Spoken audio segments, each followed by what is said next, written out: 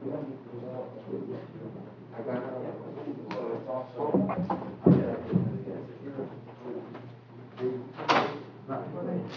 evening all, good evening. Anyway, Alrighty. how's the week? Doing fine, yourself? How you like the weather? It's okay if it stays at around 65, no lower than, good evening. If it's no longer than 65, I'm okay. Anything lower than that, then it kind of tips my soft of the bones. You sound like my honey. 60 degrees, that's it. 65, nothing lower than 65. Then I'm okay. Well, thanks, I appreciate it.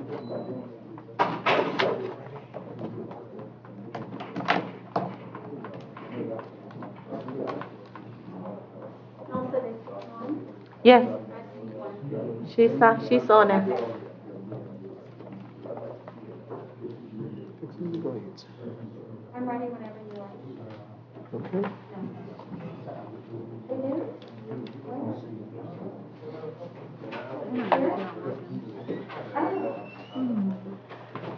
Okay. Good evening, everyone. We're going to get started in probably just a minute, so we're going to ask if you have any last-minute things before we get started, and then we'll get started shortly. Thanks so much. I don't know. Can you ask Sherry? You need to ask Sherry. Okay. What do you? You really need to ask her. It's important.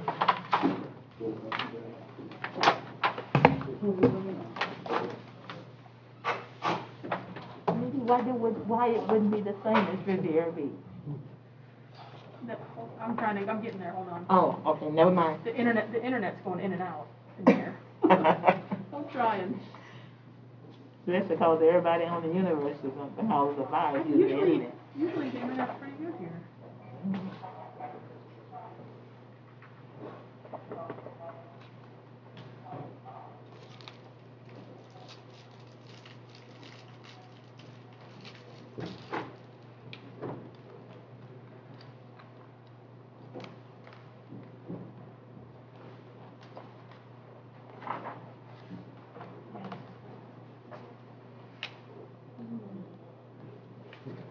Here we go.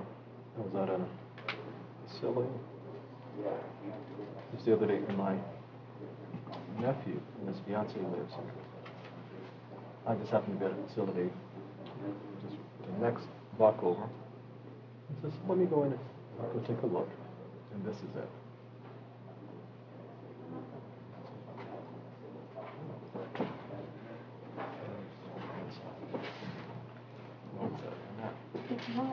It's reasonable notice. It's reasonable notice, which is what's required by the law.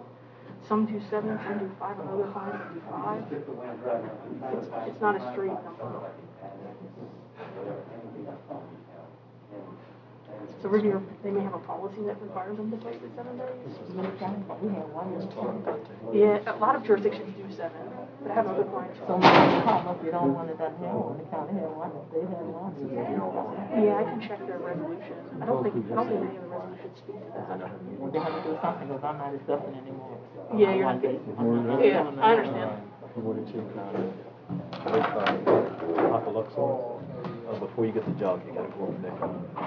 Overpass before you get to 441. Not 441. Yeah, State Road 7, right. So it's just, they got all that development going. So you head out and just before you get to State Road 1. But that's it. I'll take a minute of your time. Sure.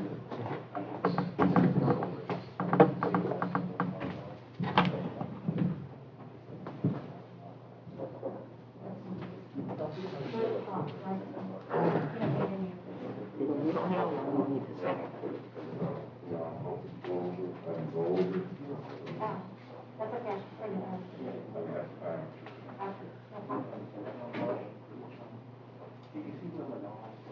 That's a cold one.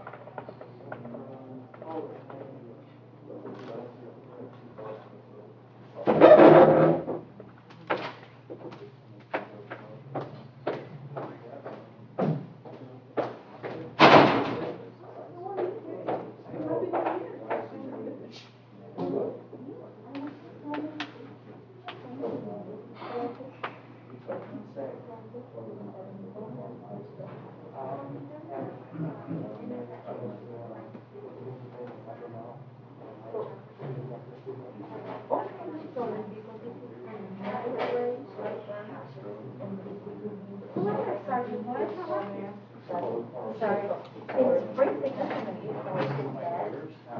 so I had to go home and get, You've been, where have you been? Just Florida? No, I would go to more. It's all over the world. Believe me, I'm getting ready for It's gonna be even colder. It's going to be even colder.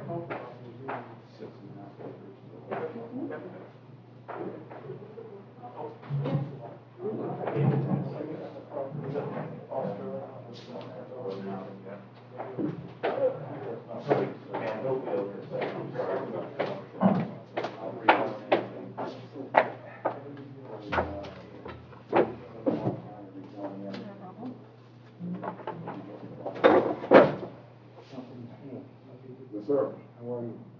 I'm cold. Other than that, I'm blessed. And so are you. Good evening again. Okay. Our apologies. We're going to get started in just a moment. There were a few technical issues we had to deal with, and so in about 30 seconds, we'll be ready. Thanks so much.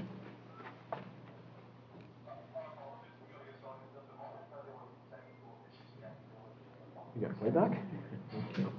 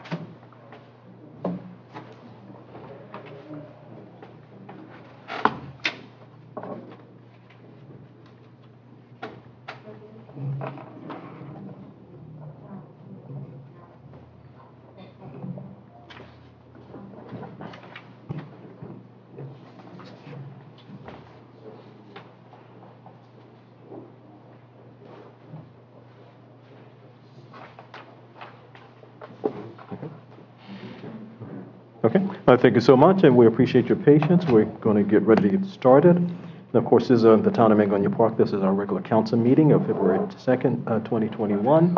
So at this time, we're going to call into session.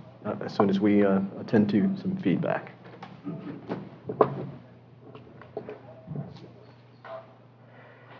Mayor Alfieri, Here. Councilmember Green, Here. Councilmember McConnell, Here. and Councilmember Smith. Thank you so much. At this time, we're going to invite you to stand for invocation, please.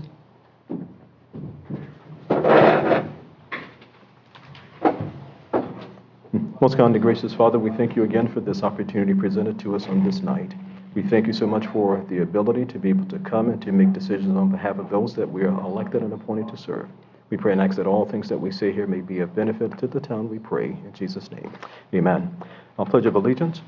I pledge allegiance Pledge allegiance to the flag of the United States of America and to the republic for which it stands, one nation, under God, indivisible, with liberty and justice for all.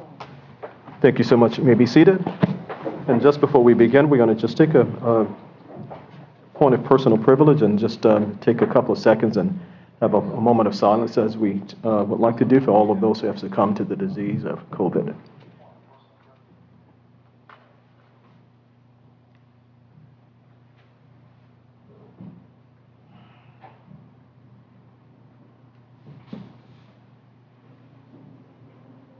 Thank you.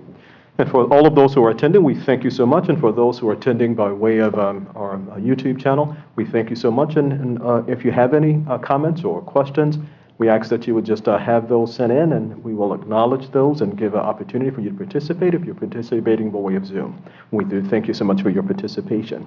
So at this time, we've had our roll call, and we're going to attend to our agenda. Are there any items on the agenda that needs to be removed or added or deleted? Any additions? Again?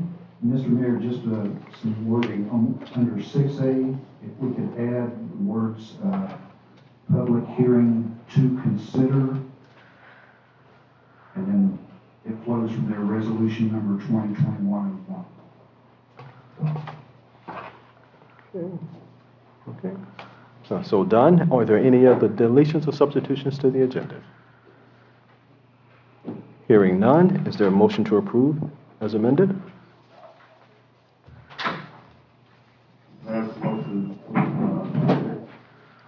Okay, motion has been made to approve the agenda as amended. Is there a second? Second. Has been properly moved and seconded. All those in favor, aye. Aye. All those opposed? It has passes. So at this point, we're going to allow the opportunity. We see Vice Mayor coming. We're going to allow her the opportunity to join the dais.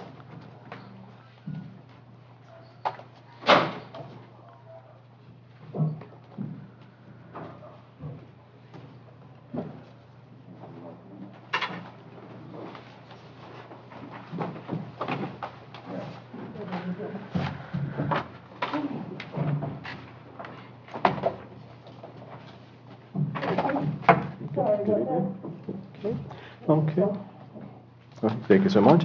Vice Mayor has joined the dais. Let the record reflect such.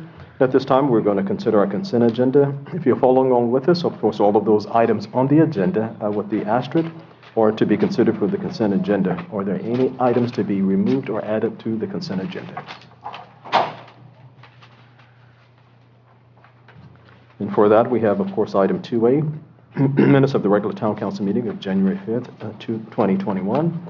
We have item 2B, minutes of the regular town council meeting of January 19th, 2021. We also have items 6A and 7A and B and C as listed, and these are the bills and vouchers for both our general fund. And we also have item 7B, and this is for bills and vouchers and the amount of those listed on the agenda. Are there any other items to be considered for the agenda or removed? Hearing none, motion to approve. I make a motion we approve the consent agenda. It has been properly moved and seconded by Councilwoman Green. Are there any questions? Hearing none, all in favor, aye. Aye. Opposed, same sign.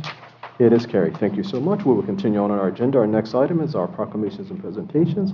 We have none scheduled. Now we'll go to item 5, our Palm Beach County League of Cities Committee.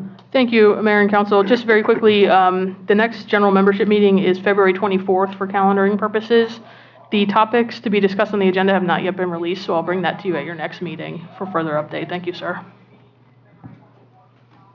Okay, thank you so much. We're going to just take a second and just double check to find out if we need to attend to the system. Are we okay? We'll find it from the clerk. We're good? He wants the engineer online, but he has to put it on his laptop. Okay. So he's using his cell phone. Okay. Reconnect. Okay, just wanted to make sure that we were recording properly without feedback. That's fine. Okay, thanks so much. Okay, our next item, of course, is item 6A, and this is an ordinance and resolutions. Item A is, of course, 6A is a public hearing to consider, resolution number 2021-01.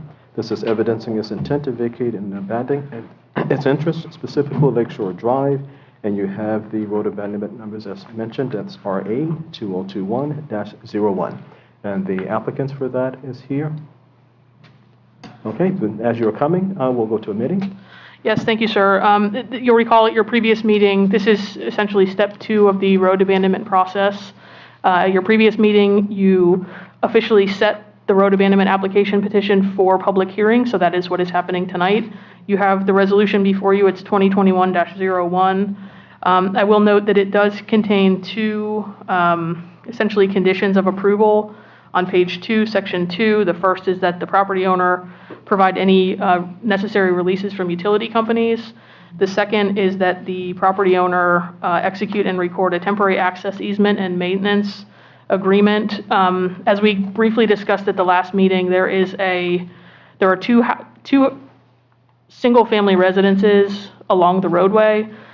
There is still a water line that is in service, so the purpose of that temporary access easement agreement is to allow the town temporary easement while the roadway remains. It will certainly cease once the roadway is demolished, but up until that point, we need to ensure that the town can access it, and also that the road, to the extent it's required, is maintained. So those are the 2 conditions.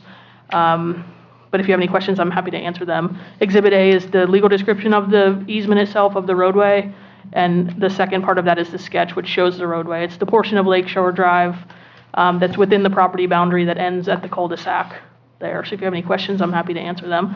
And if the applicant could present as well, and just remind you. If you could just brief them on what your petition is. Dante Frigari, Heritage Homes, 1400 Center Park Boulevard, West Palm Beach, 33401. We concur with the staff report from your legal counsel. Again, we addressed the points during the previous hearing, and so again, I think that it's pretty well clearly defined on what we need to do and how we need to perform, and we are perfectly fine with that. Thank you, sir. Thank you so much. And of course, we have our engineer here. Is there any information you'd like to provide to council for consideration for this request, or? No, sir, I think. Okay. There is a utility, as I understand, so. Good evening. Good evening. David Stanwell, Calvin, Giordano, the town's water and sewer consultant. No, sir, this time I have no further details. I think it was well described by town attorney, and it seems to be properly addressed in my opinion. But I am available if you have any questions specific to the water main.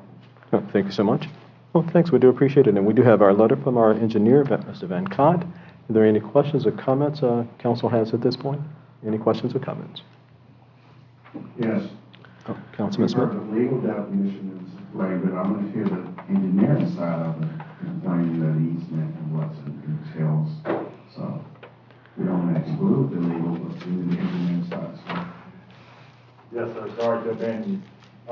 Yes, so the easement, like the town attorney said, would maintain the town's ability to maintain that water main that has to continue to be in service until which time those properties are formally abandoned and demolished.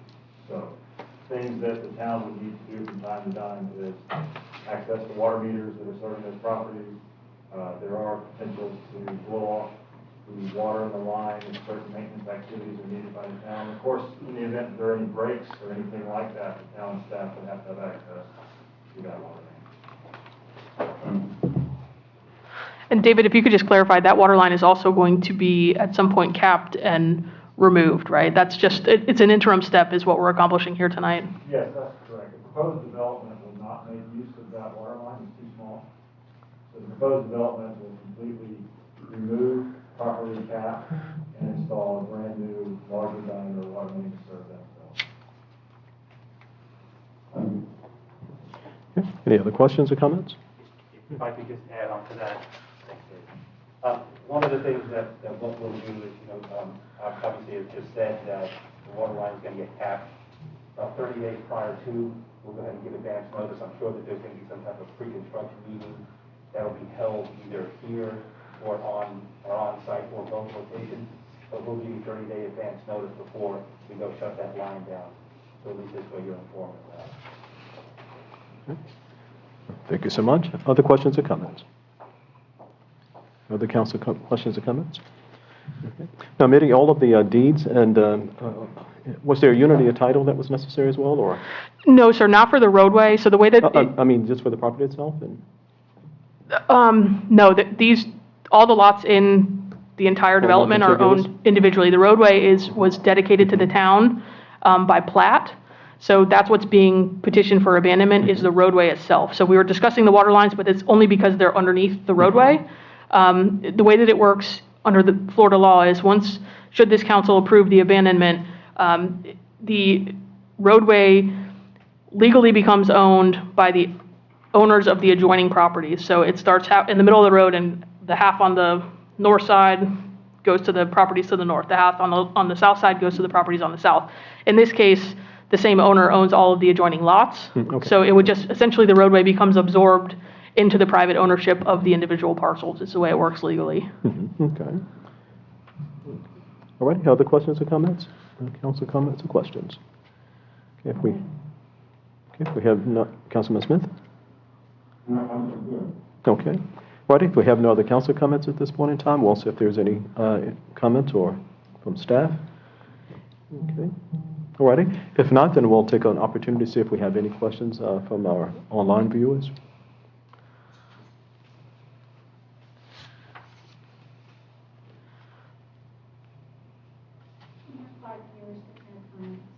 Okay, no comments? Okay, then we'll come back to the dais. Of course, this is a public meeting, and so we want to make sure we provided the opportunity for the public to have their input. Seeing that there's no input from the public, we will return to the dais. Are there any other questions or comments from the dais? All right, and so if there's no comments or questions, then of course the applicant, the representative, Dante, has stated that they received the letter and they've concurred. They agree with all of the conditions stated in the letter, and we do have the response letter for the record as well, and so we'll enter that into the record as well, that the applicant is agreeing to those conditions. Is there any other questions or comments for the applicant? Seeing that there are no questions or comments, we'll go back to the request itself. Again, you have before you a request for the road abandonment. We have that by way of our, excuse me, Resolution 2021, of course, as evidence as an intent to vacate. And you have that before you, so that being considered, what is your pleasure as it relates to the request for the road abandonment? Is there a motion? Where are we? Councilman Green? Down here, so where are we? Okay. At this point, we've ended discussion. Mr. Mayor, could you speak up a little bit? Yes, at this point, we've ended discussion. Do you have any questions or comments before we go to question? Okay, seeing that there's no questions, then we'll go now to the motion itself. Motion, please. Mr. Mayor, I move that we approve resolution number 2021-01, evidence, the vacation and abandonment of the interesting party, Lakeshore Drive. Thank you so much. A motion has been made. Is there a second to that motion? That's the second to that with the condition that we allow access, maintenance of the road easement, so that's my second. Okay, second has been made, and of course, you're reiterating those conditions that they've agreed to? Okay. Okay. And if I could, I'm sorry to interrupt, if I could, Councilman Smith, those conditions are in the resolution itself, so seconding just the resolution itself captures those conditions. I know, I'm reading it, I want to make sure when I second that it is, it's in the resolution. Understood. Thank you, sir. Okay. Alrighty, so it has been moved and seconded. Ready for the question? Are there any questions on the motion? Any questions on the motion?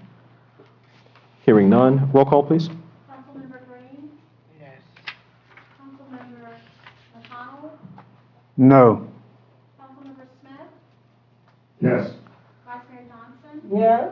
and Mayor Olberry. Yes. It passes 41. Thank you so much. And we were going to continue on our agenda. Our next item is item C.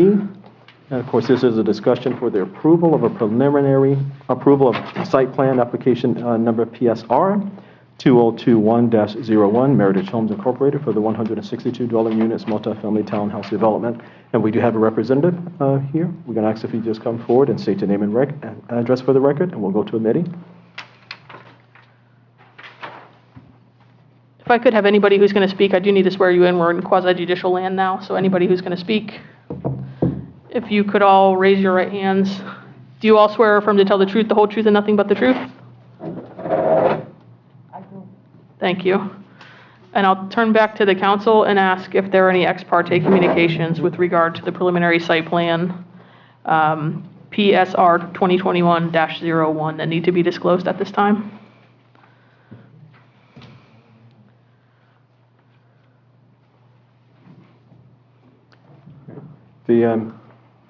There was conversation that I did have as it relates to the request itself. This was on last Friday. Not with the applicant. The two of us did as well. Okay. Thank you, sir. Anyone else? Okay, thank you. Okay. All righty. Just wanted to make sure we clarify for the record. Thanks so much. Amity, anything else? No, sir. Thank Okay. you. All right, thanks so much. So we're going to ask if you just approach and state your name and address for the record, please. Doug Murray with WGI, got the applicant, address 9643 Fifth Lane, Wellington. So we have been working closely with staff to address all the comments on the preliminary site plan. We have reviewed the staff report and the conditions that have been applied and are in agreement with these. So with that, we're open to, I think everyone's pretty familiar with this project at this point, but we would be open to addressing any comments that you have. Okay. All righty. Before we do, we'll give you an opportunity if there was something you want to elaborate on, just some salient points that we may have not reviewed or may have missed. No, not at this time. Okay. I just Councilwoman like to say Green? something. Miss, it's only two women in this room, and all of these men have soft voices. Would y'all please speak up? Okay. Can everyone hear me? Okay. Ms. Green, can you speak into your mic? Want me to hear, you want to hear what I just said? I said there are only two women up here, and I said every male in here that's speaking, all of them I know don't have soft voices. Would they please speak up? Okay. Great. We do want to make sure everyone's hearing, so if you have an issue with not hearing, please let us know so that we can speak a little louder. Okay? But can you hear me okay? Okay, thanks. We appreciate it. Okay, so at this point in time, Councilman Smith, I'm sorry, you had something? I'm not piggybacking, but I am saying you do need to talk maybe a little more directly into the mic. I can hear you, but I'm doing this, if you notice, to make sure I hear you. I know I am on your agenda. So just I will. a little bit of that. Yeah. Thank you. Okay, so if you have no comments at this point? It's just the application before us. No further comments, no. Okay, so at this point in time, we'll go to staff to see if there's any comments from staff. Yes. Okay, Yes. then we'll go to Nilsen. Definitely there is a number of updates since the last plan. This is the preliminary, and so there is a number of updates that the applicant can further explain, such as for example, the aesthetics, the architectural elevation, such as the barrier to avoid entering Borman. You know, there are a number of different changes, and also the town engineer had a number of comments that the applicant needs to address. Sure, I think we can speak to the engineering aspect. Yes, again, like I said, we've been working closely with NILSA regarding some additional color schemes. We can certainly present those. The Boardman, locked access, there's some minor tweaks to that, but it's the same. It's still going to be blocked. We presented that before you last time. But we can certainly further go into any engineering comments that if there's questions on those. Okay, anything else, Nelson? So I will address them. I thought you will have a slide showing the new renderings. Sure. Yeah, we can definitely show you the new renderings. 1 second.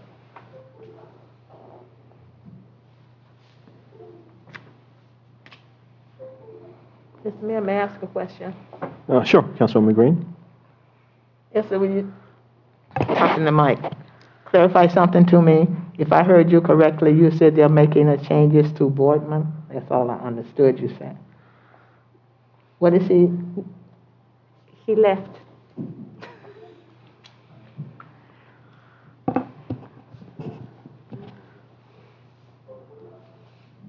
Good evening, Michael Spruce with Kinley Horn and Associates. My address is 9620 Phipps Lane in Wellington, here representing the client. So we have received a number of comments that were stated as conditions by Mr. Van Cott. We have reviewed all of those comments and we are in agreement with making those changes. Those changes do not necessarily have to be presented in final form tonight, but will be conditions of approval that in his mind would allow us to move on to the next. Specifically to Boardman, the issue that was raised is closing off Boardman completely from West Place.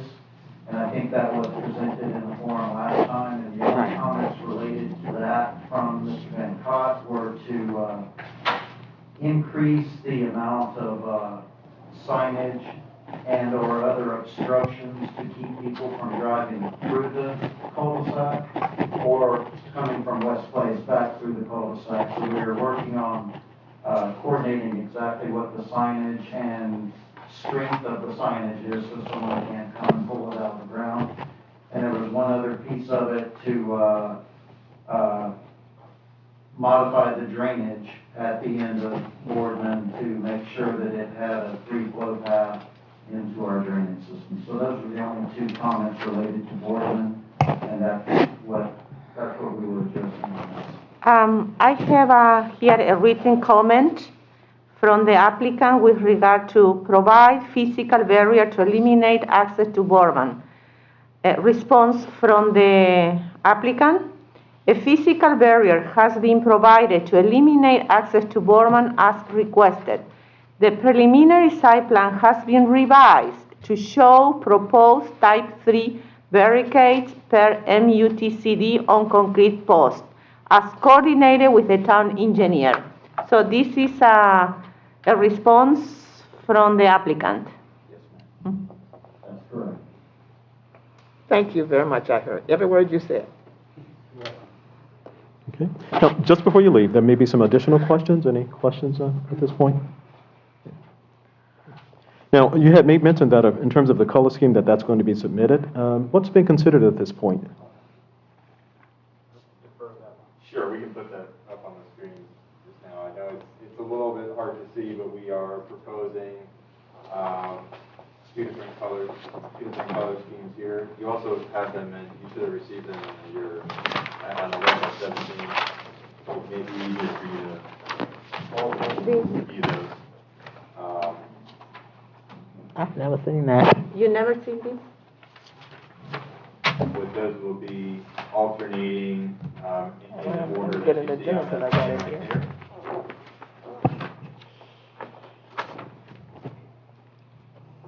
And again, that was the result of working closely with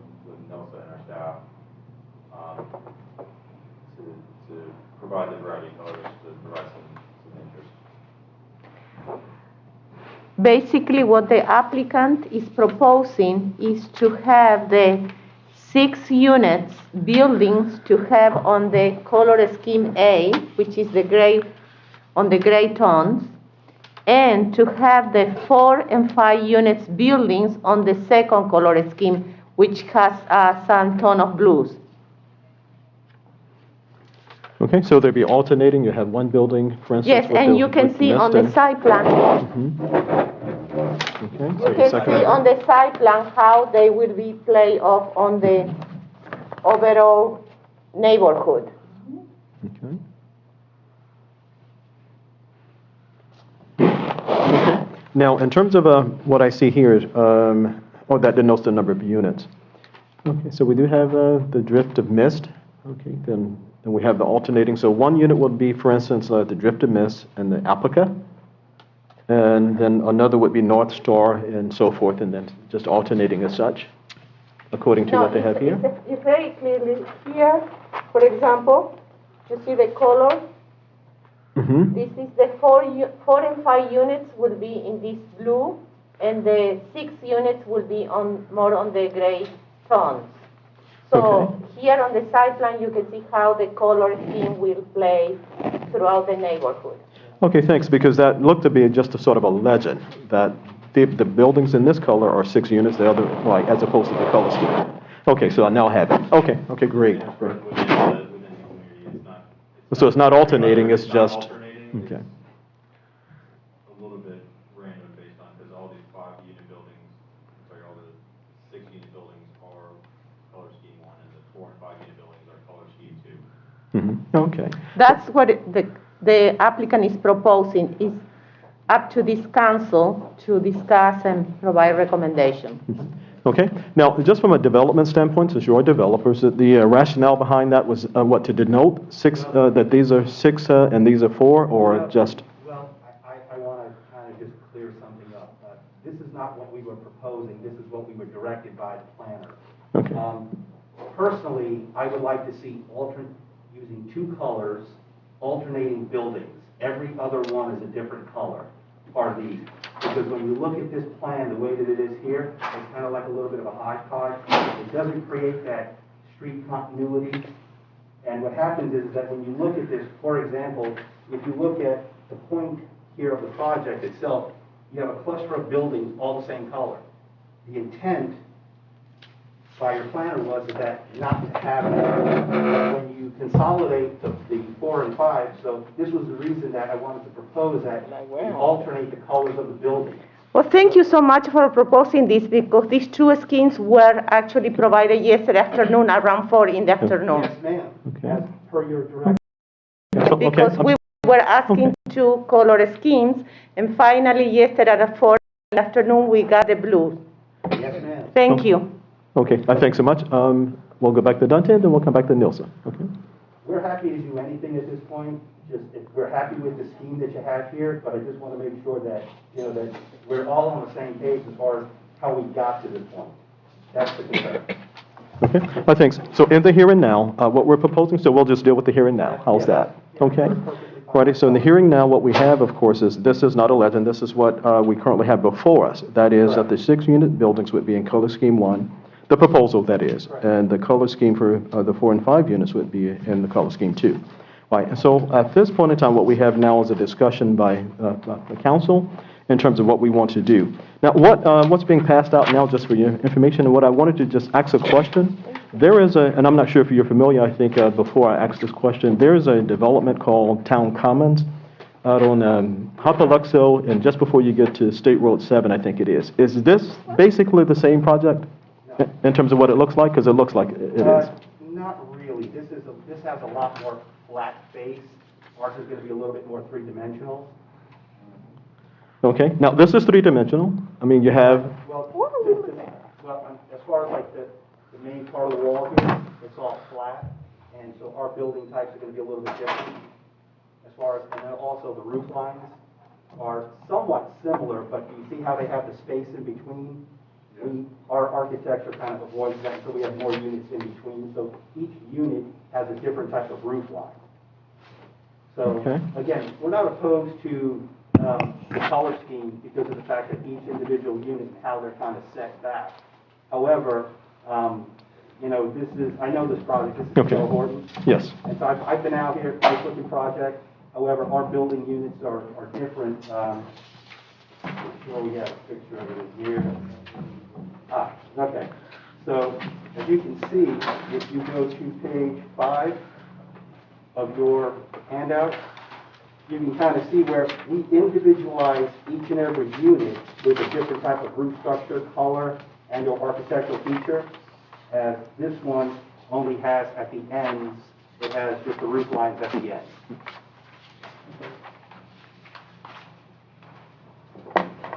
Okay. Okay, and I do see, and I'll come right to you, Councilman Green, and I do see the varying, but when I pass this, I was like, I think that's it. And in order to get a visual, Sure. right, and so when I saw this, it seems to be a similar project, but there are some nuances to what you're proposing. Correct, yeah, they're kind of trending Similar but along the different. line of the contemporary kind of elevation as well. Okay. Ready, Councilwoman Green? What is this? This rendering is what the applicant is proposing. This is what the applicant is proposing. What is this? This is something that was provided as an, Sort of an example, Example? a comparison? that this is not what the applicant is proposing. This is an example. Well, what are we doing? Okay. Why am I looking? Okay. Okay. Just so that the record is clear on the record, what we have is, of course, the architectural designs that were submitted to us in the packet that we received by the applicant.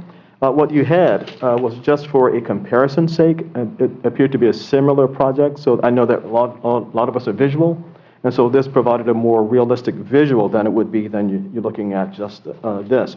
There are some differences, as the applicant stated. There are some differences to it, but when you look at it, there's similarities. And it was simply for comparison's sake, so that you get sort of somewhat of a visual of what it might look like in reality. Because these are real projects here, the single sheet.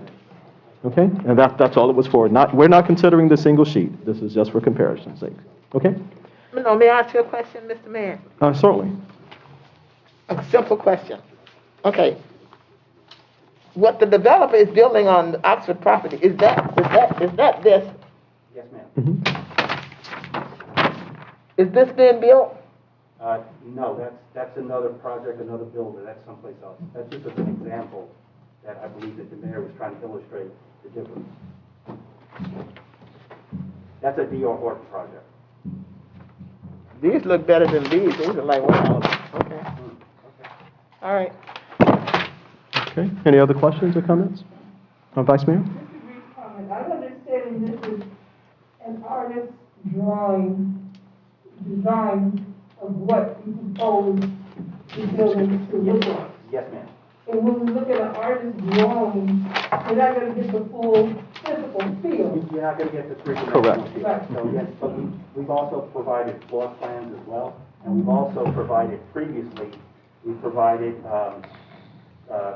building elevations where we called out the varying heights of the different plates, the eaves, all of the different roofs, and we provided all that information.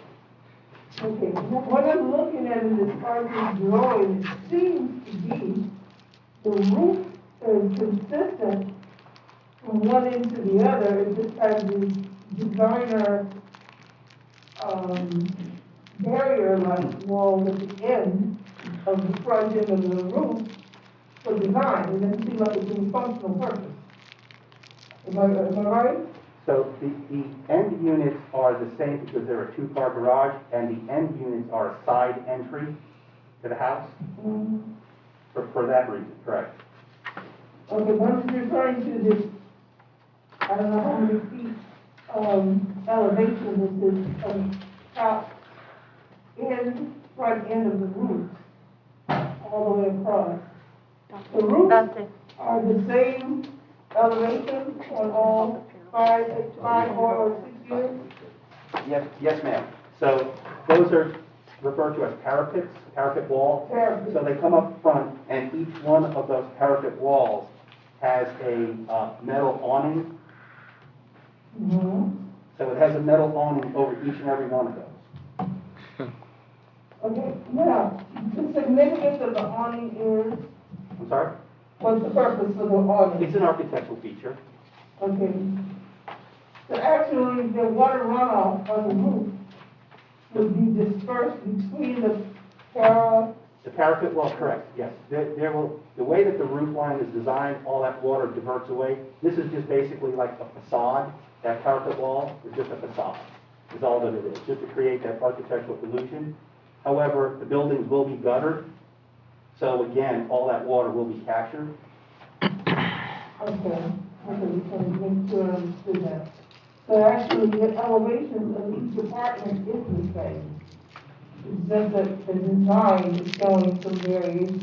Correct. And so when you, again, to your point, this is, again, from the artist rendition, so you don't really get the perspective from like the other angle of this itself, but the buildings itself are three-dimensional.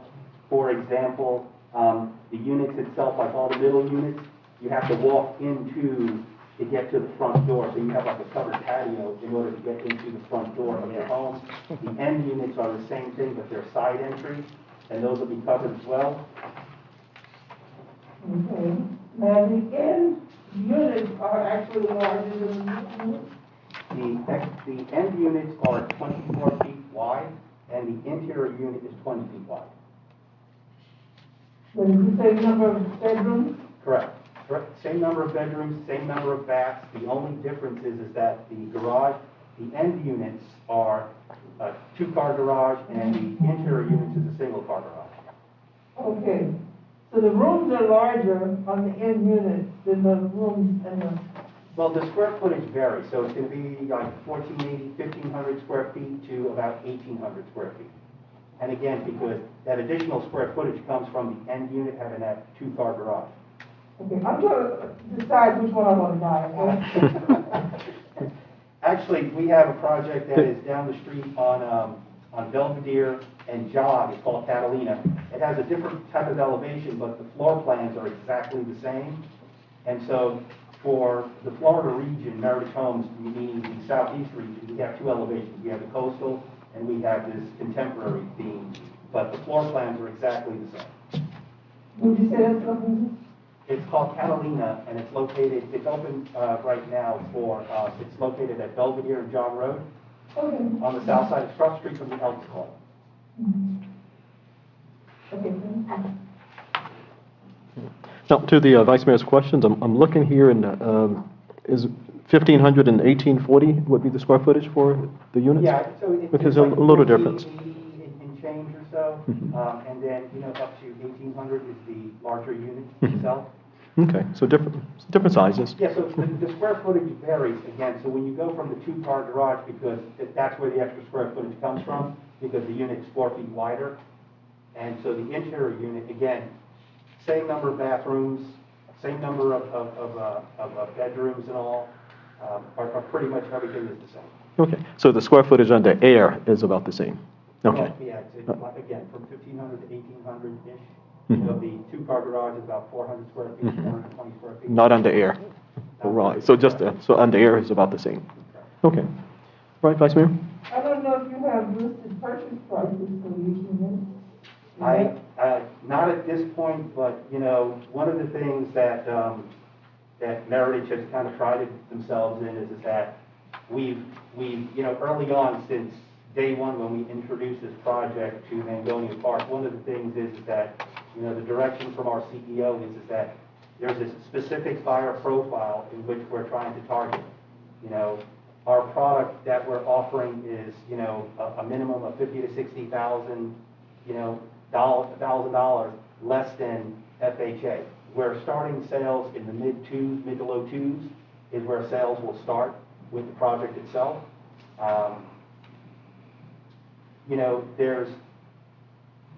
There's demand for what we would call essential housing, and that's for the first responders, the school teachers, and folks along that line. The Palm Beach County is extremely expensive. There are a lot of folks that personally work in my office that live in Port St. Lucie and that commute that whole distance because of the affordability of purchasing a brand new home. So where is it that you can go buy a brand new home in the mid-twos, live in a community like this where, you know, it's gated, it has a pool and cabana, it's got the open spaces that we work with your planner on, a variety of different type of, what I would call like amenities. There's a passive seating area, and then we've got an active, we've got a park area itself, with benches and tables and all those type of things. So, I mean, reasonably priced, you know, it's the affordability play. And, you know, a large segment of our business and every project that we've constructed to date has been targeting that buyer profile for that to provide that essential housing. We're doing projects like this in Palm Beach County, City of Stewart, Port St. Lucie, Martin County. So we're doing it all up and down the coast. Okay, anything else, Vice Mayor? No, it's sufficient for now. Okay, Councilman Smith? And Dante, and anybody can answer this. I'm going to turn this upside down. This does not give you Jonathan, since just a template, a sample. I'm looking at what type of soft state, because this is too much of a hard state design when it comes to vegetation. Can you explain to any designer who designed what type of vegetation can be put around these units? And if you can't, we can get it later. Well, Doug, you can go ahead and kind of speak to that as far as what the landscaping around the general project is going to be, some of the plant materials that we're using, and then some of the things that we're proposing here. One of the things I will add, though, is that at the back end of these units is where the air conditioner will be placed. I think, Neil said we may have sent you a photograph of what that's going to look like. So each and every one of these home sites here are going to have paver driveways, which is standard. They will also have a paver patio at the rear, and then because the AC unit is stationed at the rear of the unit, we're going to have a PVC fence dividing each one of the units up.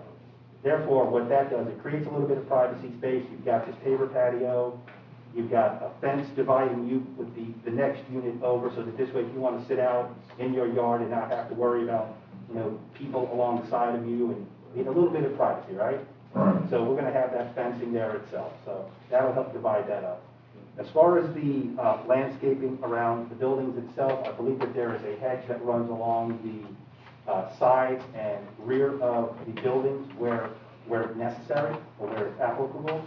All along the front itself, there will be some type of, you know, trees with shrub material and ground cover. So each and every one of the units itself. Do you have the landscape plan to show on the screen, please? We do not. We do not have the landscape plan as far as in our presentation. I actually don't have it in front of me either. That's fine. Then but we definitely try to, you know, to speak to the buildings. We have smaller palms in front because it's limited planting area in the front, you know, between the driveways. But we are trying to soften the buildings using some tall palm trees in the front, narrow solitary palms, where we can, as Dante mentioned, around the rest of the facade. We have hedging, landscape screens around the AC units, and you know, some canopy trees in the rear yard. But I know I think last time we had talked about landscapes, try to stay away from, you know, those types of trees that can get big, like the oak trees and things that can cause damage, encroach into the building. So we make sure that we remove all those trees. One of the things is with the landscape, in addition to, you know, to Doug's comment is that a lot of the landscape that we plan on using will be consistent with the design itself. I know that along with a lot of the perimeter buffers and all, we use what was the standard, and we work with your planner on the standard template of that type of plant material. So obviously by the buildings itself, it would lend itself, you know, to more of the vertical type palms and all. I think that first, you know, create a nicer streetscape. Secondly, create some of that vertical, dimensional, that streetscaping that we want to see, as well as, you know, a generous buffer that we have all along the perimeter itself. Other questions or comments? Okay. Just to, I'm sorry, Ken? Yes, yes. Yeah, I just wanted to clarify. So this is part of the staff report on page, what page is 10.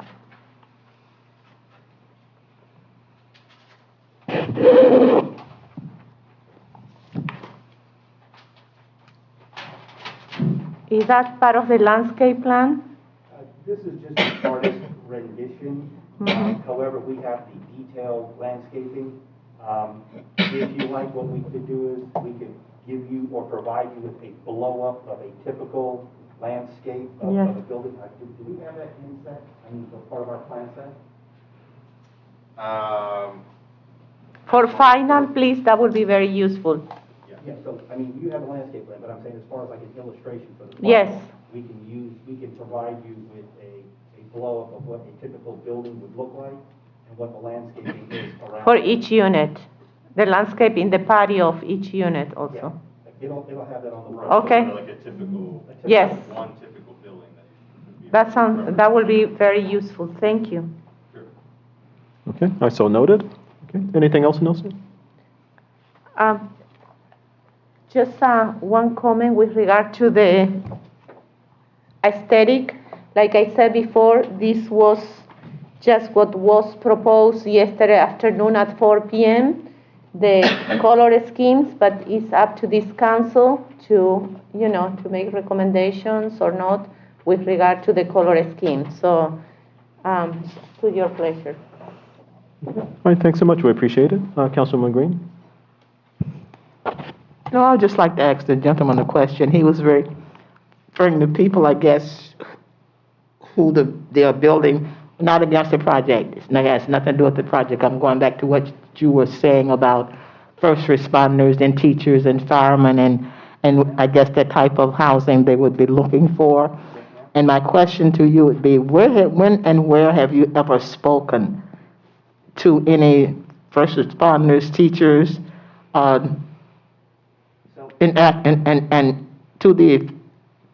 and ask them personally, what type of housing are they looking for? That's the question to you. Where and when have you spoken to professional people and asked them what type of housing they would want a developer to build for them? Because the people you are referring to basically are family of people with children. Yes, ma'am. Okay, can I answer now? Okay, so prior to us starting this project, as well as any project, what we do is we go out and we do a market analysis. No, I asked you, where have you ever spoken? I'm sorry, just a point of order. I'm trying to answer your question. Please let me, You have the, right ahead. You have the floor. So No, that's okay. We went out and did a. No. market I I'm don't sorry. want- Point see, of that- order. I was not, that's what I'm talking, never mind. Sir, Don't you answer. have the floor. I don't want the answer. All righty. Thanks so much. Whatever information you'd like to share, you have the floor. Prior to starting any project, we go out and do a market analysis. And we search out the market to see that this is an area that we're going into, this is the product that we're trying to propose, who that buyer profile is going to be. As an example, we've constructed this product in several places throughout Palm Beach County and Martin County. And I can tell you, without a doubt, that our Seaside project is in the city of Stewart. We have 3 of the firemen from the city of Stewart and a school teacher in Martin County that lives in our project. So again, we do this market analysis. It tells us that this is the buyer, which the target is itself. Do we personally go out and solicit, go to the local fire department and tell them that we have houses for sale and these would be perfect for you? We don't do that. However, through our market analysis, our direct marketing analysis, and pointed that we do, we target this group of people. It's like anything else that you would market as far as on the internet or anything else. However, are there other folks that have purchased homes from us? Absolutely. But our price point is geared and directed toward that buyer profile. Okay, thanks so much. Councilman Green, do you have a rebuttal? Okay. Okay, thank you so much. We'll continue on and see if there's other council comments. Who was next? Vice Mayor? Yes, I just want to get clarification. I don't know if this has been answered in previous review. But this is a retention pond in the middle. Yes, ma'am. So that is a stormwater pond. It will also have a fountain in the middle of the pond. And what is the protective barrier that's going to be providing protection from the water? Will it be a fencing or a wall or what is it? No, it'll be open. There'll be landscaping around the pond area for aesthetics and all, but there will be no fencing there. It'll be left open. Okay. Seeing that we're looking for families with children, I have a concern that they wander.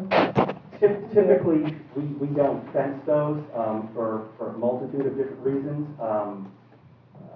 I don't think the water management district, just in case that they want to access the ponds, they want to be able to get to those.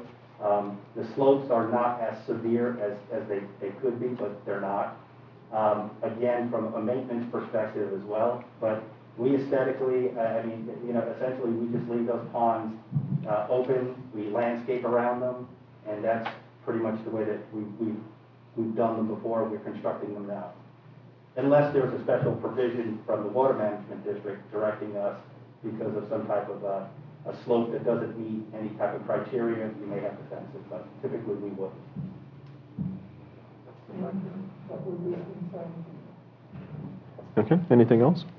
All right, Councilman Smith? All right, so, you said, you refer referencing an aerator to keep Yes. the water circulating, Correct. fish populating. Also, typically, you're gonna slope it without a drop, but Correct. a gradual slope. And with any development, I guess there's risk factors. And, so I'm trying to understand. I understand Vice Mayor's concern as far as risks, but as far as fencing, I don't know how a developer or anybody unless you're going to fence your property that you're staying in. So you got children, but I'm trying to understand how would you go about doing that, if you go about doing that. It would become problematic, like I said, from a maintenance perspective, but then again, also from like the aesthetic view. Most of the people that would purchase a home or a unit that is backed up to a lake, they want to have the unencumbered, view of the water itself. Touching on the fountain, so typically, yes, the fountain serves a couple of different purposes. One, obviously, for the aeration, to keep the water circulating. The other thing is it's an aesthetic value. At night, it's, illuminated. We put fountains in where you have one that has, it every so often it changes the flow of the fountain. It does certain things. We have another type that we put in where the color changes every so often. So, obviously, it's a mechanical piece that we put into the pond itself, but at the same time, you want it to be somewhat aesthetically pleasing. So having the different spray patterns in it and with the illumination is great. It certainly helps soften that. As far as like the concern with children and all, these residents would have an opportunity because we are providing side panel fencing itself. If there was an issue, they could fence off the front part of itself and have a gate. If they have a small child or a dog or whatever they want to put on the patio, so they can certainly go ahead and to do that. I think that personally, it gives them the opportunity to do it if they wish, and if they don't, they just want to have a clear view, then they can certainly do that as well. Just sitting in a lawn chair, or rocking chair, look at the lake, what you're saying, no obstruction, no 40-foot wall, no. Okay, good. Thank you. Okay. Ready? Ken? Just when everyone's finished, David would like to comment on his report. Well, certainly. We'll see if there's any additional questions, and then we'll go to David. Any additional questions? Okay. So at this point, we'll have David come up and he'll address his issues here.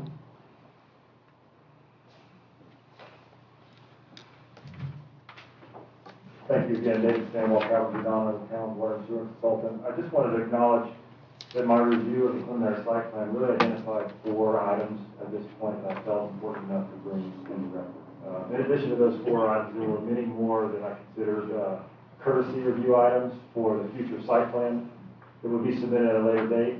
By no means are those the only items or the only comments that I may make. There may be additional in the future, but the 4 that I want to refer to, I feel like are important enough at this point in time to raise and enter into the record. So what I'm doing is I'm reading comments from a letter that I submitted to the town manager on January 28th.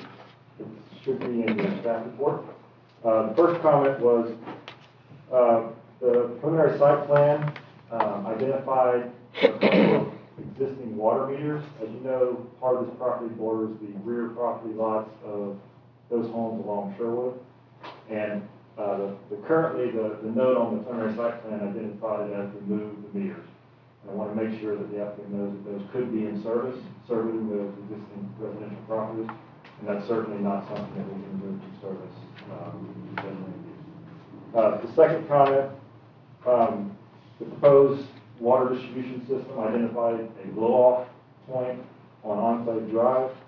That currently is not shown within the Platts Track S or any utility easement.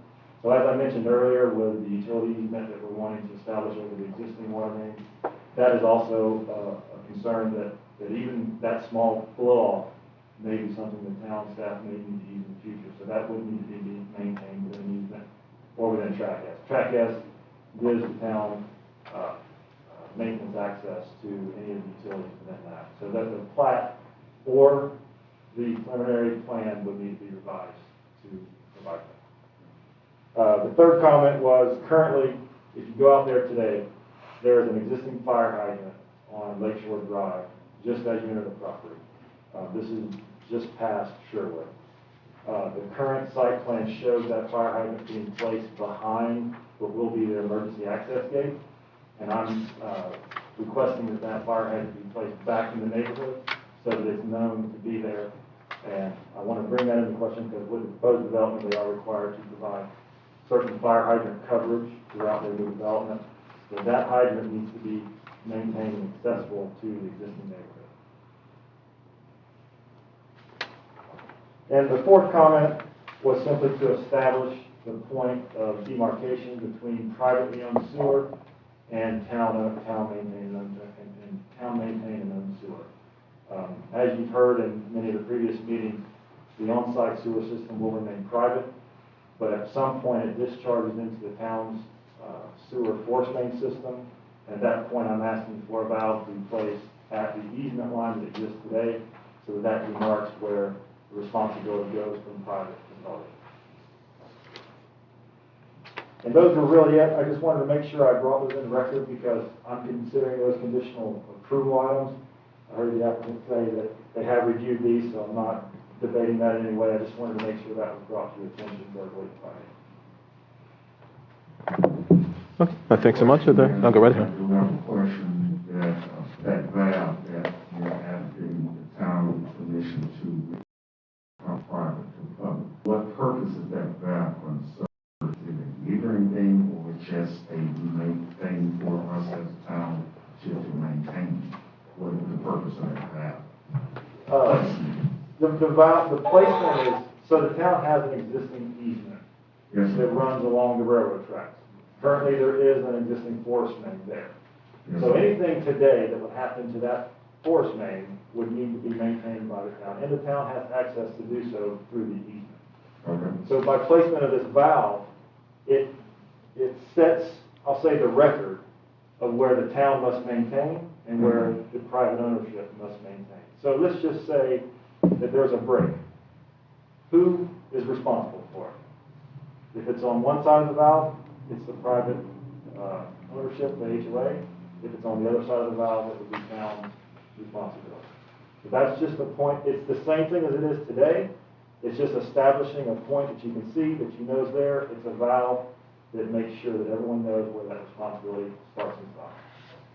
Well, since you have made that and I asked the question, you answered it, I hope we're crystal clear when we do, we get to that point and set that valve up there, it's crystal clear in the event that something occurs, so we don't have any concerns down the so I have to make sure that's clear. Moving forward, I have, moving forward. That's one thing, that, All righty, anything else, Councilman Smith? that's it. Any other council comments or questions? Okay, and just, Ken? Mayor, Vice Mayor, Council, Dan is on the phone, but he's indicated he heard the applicant go on record say they would, meet his conditions. I think Nilsa wanted to point out one thing from his report, and I'll ask her to say. I just wanted to point it out from the town engineer's report, page 4 of his report.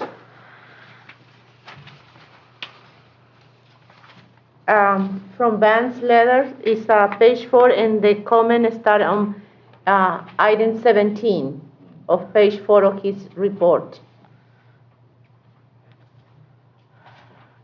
He says, the following items will need to be submitted with the final site plan and engineering plans. This is not an inclusive list. These items are noted because they are frequently missing in the final submittal or are specific items related to this project. And then I am not going to read all of them, but he has point A, point B, point C, point D, point E, and point F, which are included on his letter.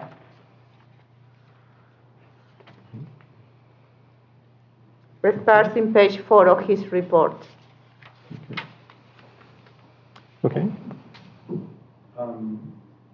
Or am I supposed to answer something, or are you just reminding everyone that that's in his report?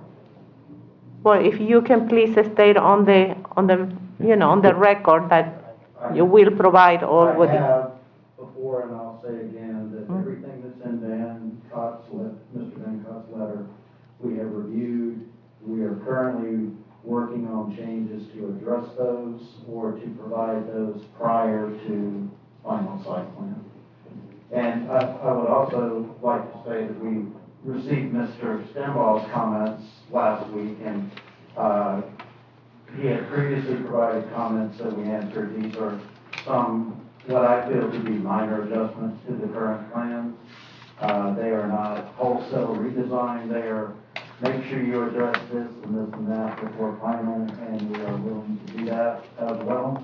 Okay. And should have plans that meet both Mr. Van Cott and Mr. Stenball's requirements before final site plan. Okay. All right, thanks so much. So just that the record is clear, the applicant has received the letter from our engineers, Kevin Giordano and Associates, dated January 21st, 2021, and agreed to those items and conditions set forth. That is correct. Okay, so noted for the record. Also received a letter from our Southern Design Group, which is Mr. Van Cott that you made reference of. His letter dated January 27, 2021, with the conditions of approval set forth, and those conditions are agreed to by the applicant as well, correct?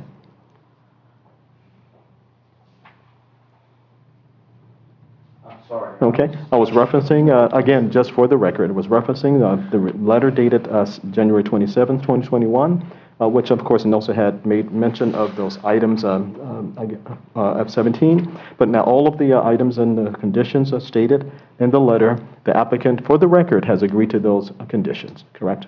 That is correct. Okay, so noted. Thanks so much. Thank you. Ready? Any other questions or comments? Amity? Yes, sir, thank you. I also have provided documents to the developer and his team.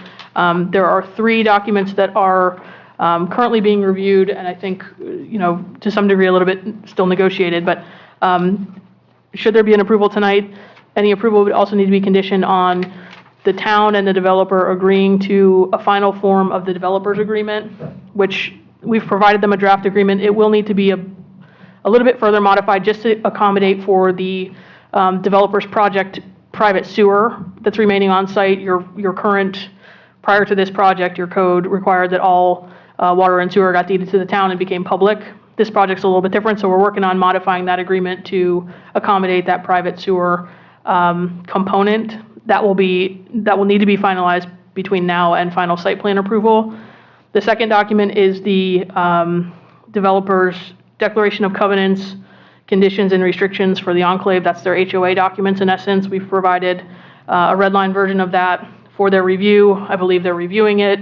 As was agreed to, we made some modifications to the leasing language. We made some standard modifications to the provisions in the agreement that govern maintenance responsibility and perpetual maintenance obligations of the POA itself or the HOA. There was also a couple of comments on landscaping. So again, just before final site plan approval, final form of those agreement does need to be agreed to by both the town and the developer. That's what your code requires. The final document we've already discussed, but it's the temporary access easement and maintenance agreement for the roadway that you just approved abandonment of. We sent the developer a draft of that with their sketch and legal description. I don't anticipate there'll be a lot of comment on that, but that also needs to be approved in final form by both parties before final site plan. Okay. Well, thank you so much. Buddy, anything else? Anything else from staff or from Mitty or Nelson? One more. Anything Yes, else? just one more, please. The town engineer did put it on the letter, but I just want to read it into the record that we will need approval from West Palm Beach Fire Department, and also we will need approval from PBC, Palm Beach Sheriff, for the final plans. So they need to be further reviewed by those two entities, and we will need letters of approval. Okay. And that's incorporated in Van's letter? as well? Yes. Okay. Okay. As far, I just have a question. So I can certainly understand West Palm Beach, the fire department, and we've been working closely with them. I'm just not sure Palm Beach County. The sheriff's office. They review all development applications for Yes. security, primarily security issues. So isn't that part of like the actual submittal process, like to intake here at the town? Did they? It's typically part of the DRC process. Your preliminary site plan didn't undergo a DRC review. It made agenda relatively quickly. So it will be reviewed, but that's a code requirement. It's customary. Very good. I'll just say that it's currently under, based on the preliminary. We haven't received any comments back yet. Okay. Yeah, I just wanted to just make sure if we needed to meet with them separately or they have. Well, yes, especially because this is a gated community, so in many instances, the sheriff department will require some kind of special code access key. We provide Knox box for the fire department. Exactly, We Knox. also provide individual codes.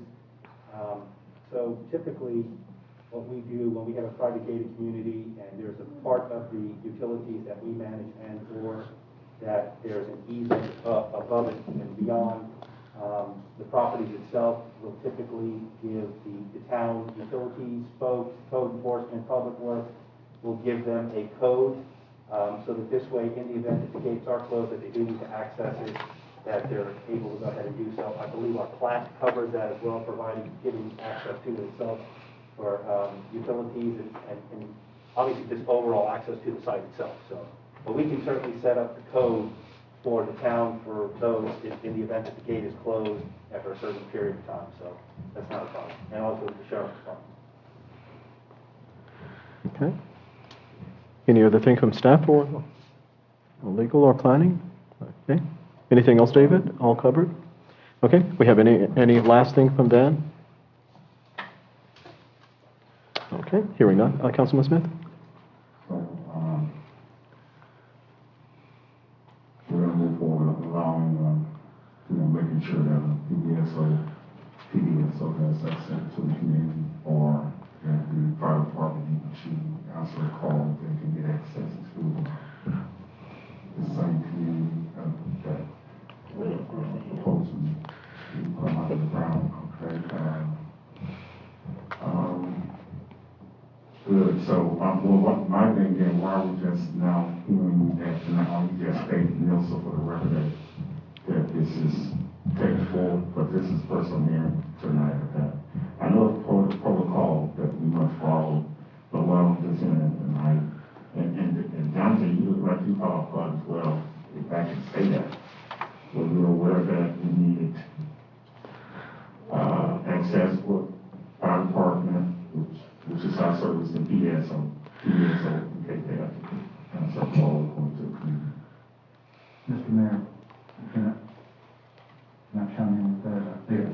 And I'll let Dante answer for himself, but just to the process part of this, yes, police and fire, they received the plans as well. And they received them all the way along from DRC, all the way through final. So they're definitely a part of the DRC approval team. Now, in regard to the fire department, I know the applicant has had many conversations with them. I know they being West Palm Beach, they're preparing their report for final, and I would believe PBSO the same. So I just wanted to interject the process. Yes, we have been working with the West Palm Fire Department, obviously for the access at the main entrance, but then again also with the emergency access that we have and points of access and how we're going to access the site. Yeah, so that's just a standing operating procedure with us. We just make sure that even the local municipality again has access, and the various departments have access to the community itself. And also there's an easement that's stated as such on the plat itself. So, Yeah, if I could interject, just so we're clear, the final plat is also being reviewed and approved by the town. It's tracking with final site plan approval, because it's in essence a ministerial approval, the plat, but it would not be proper for you to approve the plat at preliminary. It's more proper for you to consider it and approve it at final site plan. One thing to note as well is that the emergency access is depicted on the site plan that is before you tonight. So that has been contemplated. It's just a matter, and I think Nilsa was just trying to make sure that we understood that there could be a additional comment coming from PBSO or fire, just to be sure that the applicant was put on notice of that. And that's what Van's letter indicates. But it's been contemplated that the emergency access is depicted on the site plan. It's there. Other questions or comments? Great. Hearing there's no other comments or questions? Any other questions or comments? Hearing none. And for the record, of course, excuse me, the applicant has agreed to the conditions set forth, but just so that if there's an affirmative vote, so that it's clear for the vote, it would be contingent upon the applicant, of course, and I'll be rehearsing a few things, that the provider, the developer agrees to the conditions set forth in the letter that they received, the reference letter from Southern Design Group, as well as that from Kevin Giordano and Associates, as well as agreeing to the final form and development of the agreement, and that, of course, includes, as stated by our attorney, the private sewer, the declarations of covenant from the HOA, which includes the leasing, maintenance, and landscaping and maintenance, not excluding anything else, but including, as well as the review and comments by the PBSO as it relates to their review that they're going through. And again, just before the vote comes, those would be the items that would be contingent upon the applicant agreeing to those things. And again, just for the record, because we're trying to get to you here, as stated by Amity, it didn't go to the regular DCR, and so therefore we're sort of going to be waiting for that to happen as well, and that's understood by the applicant. The conditions as well as the review by the PBSO. Correct. Okay, so noted. So at this point in time, if there's no other questions or comments, we will now entertain a vote as it relates to the item before us, and that, of course, being the consideration before us, of course, is the site plan application number PSR 2021-01, Meritage Homes Incorporated for the 162 dwelling unit multifamily townhouse development, as stated in your agenda. And of course, this is a preliminary site plan consideration. And so what is your pleasure? Mr. Mayor, I'm sorry if I could interrupt. I know there's no public present here in the room, but if we could solicit public, if there are any folks on the internet, just since we have that option now. Okay, certainly. Thank you, sir. My apologies, I failed to do that. I did it the last time. Okay, failed to do that. So if there's any questions or comments from anyone who's attending by way of our YouTube channel and or via Zoom, we want to give you that opportunity. The floor is now open for public comment.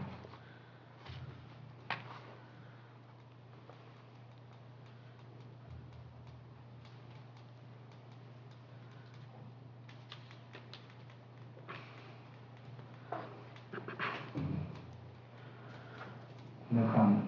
Okay, great. We've been given our 40-second delay, and there's been no comments from our public, so we'll close the floor to public comment. We'll come back to the dais. And again, you have before you the request for approval of the preliminary site application number PSR 2021-01 2021-01 for Meritage Homes. At this point in time, we'll entertain a vote. Motion. A motion? Mr. Mayor, I move that we approve the preliminary site plan application from PSR 2021-01 for Meritage Homes, and that all agreed upon stipulations, as mentioned, will be met prior to final approval. Okay, motion has been made. Is there a second? Second. Has been properly moved and seconded. Are there any questions on the motion? Seeing that there are no questions on the motion, roll call, please. No. No.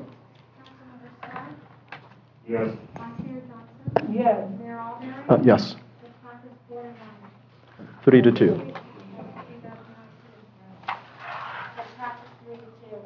Okay, thank you so much. Certainly, and thanks so much. You have a great evening, and we look forward to working with you. Thanks so much. Okay.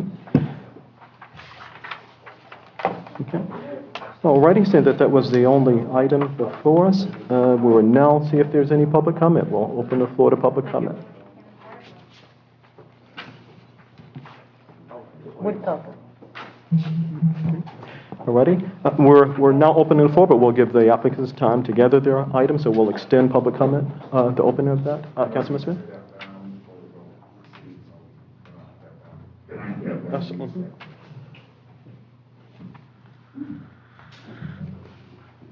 Okay, so we'll give a minute to get any comments. We'll give them an opportunity to clear out as well, but we'll give a minute for, the floor is open for public comment, so we'll give a minute for that.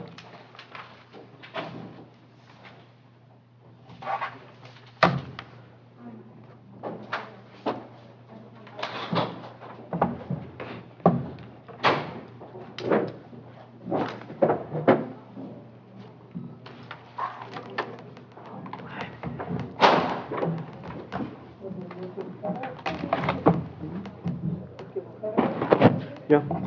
Yeah, that's part of it.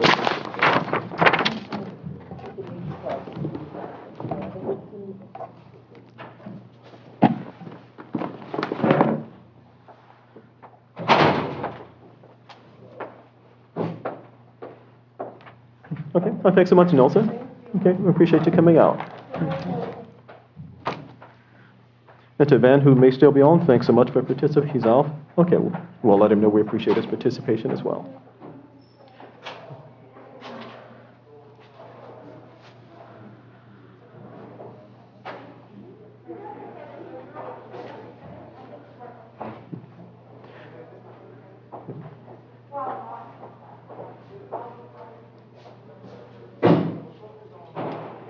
Okay, no public comment?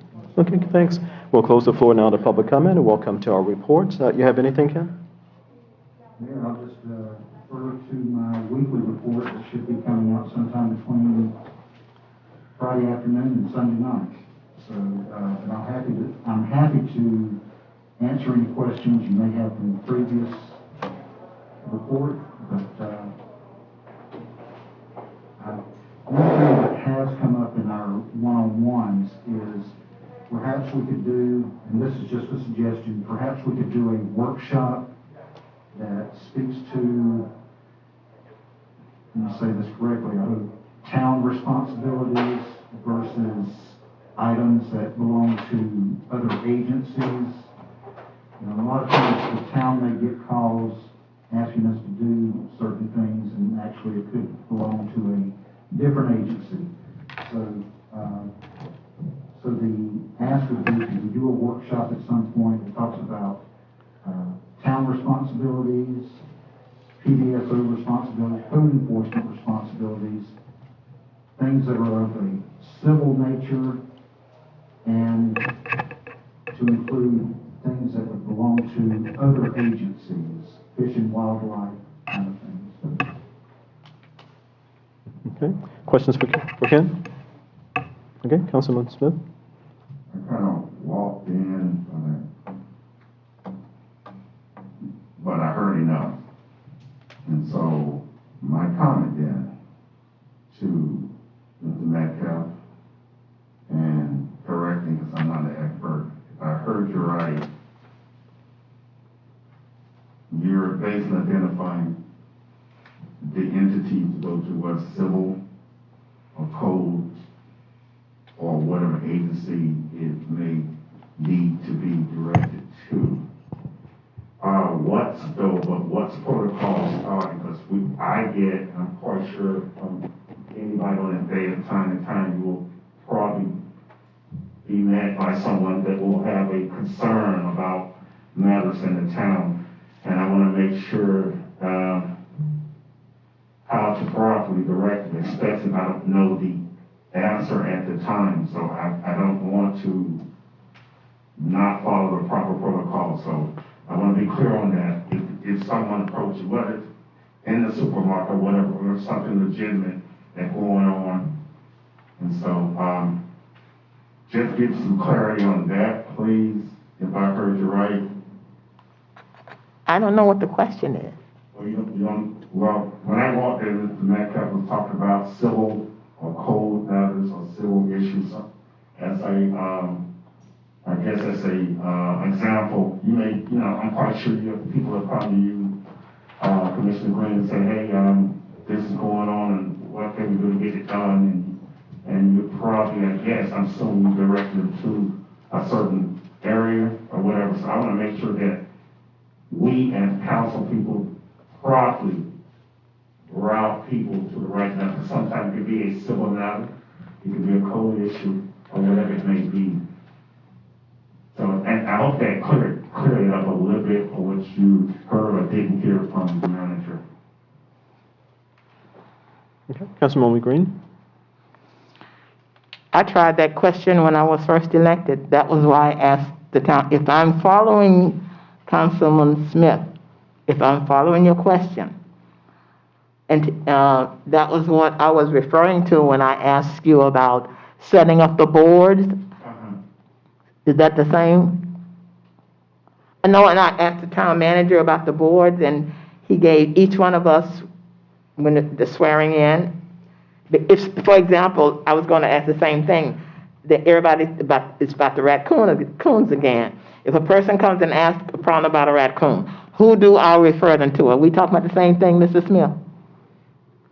Directly, indirectly, yes. To a degree, yes. Well, I'm lost. I still don't understand.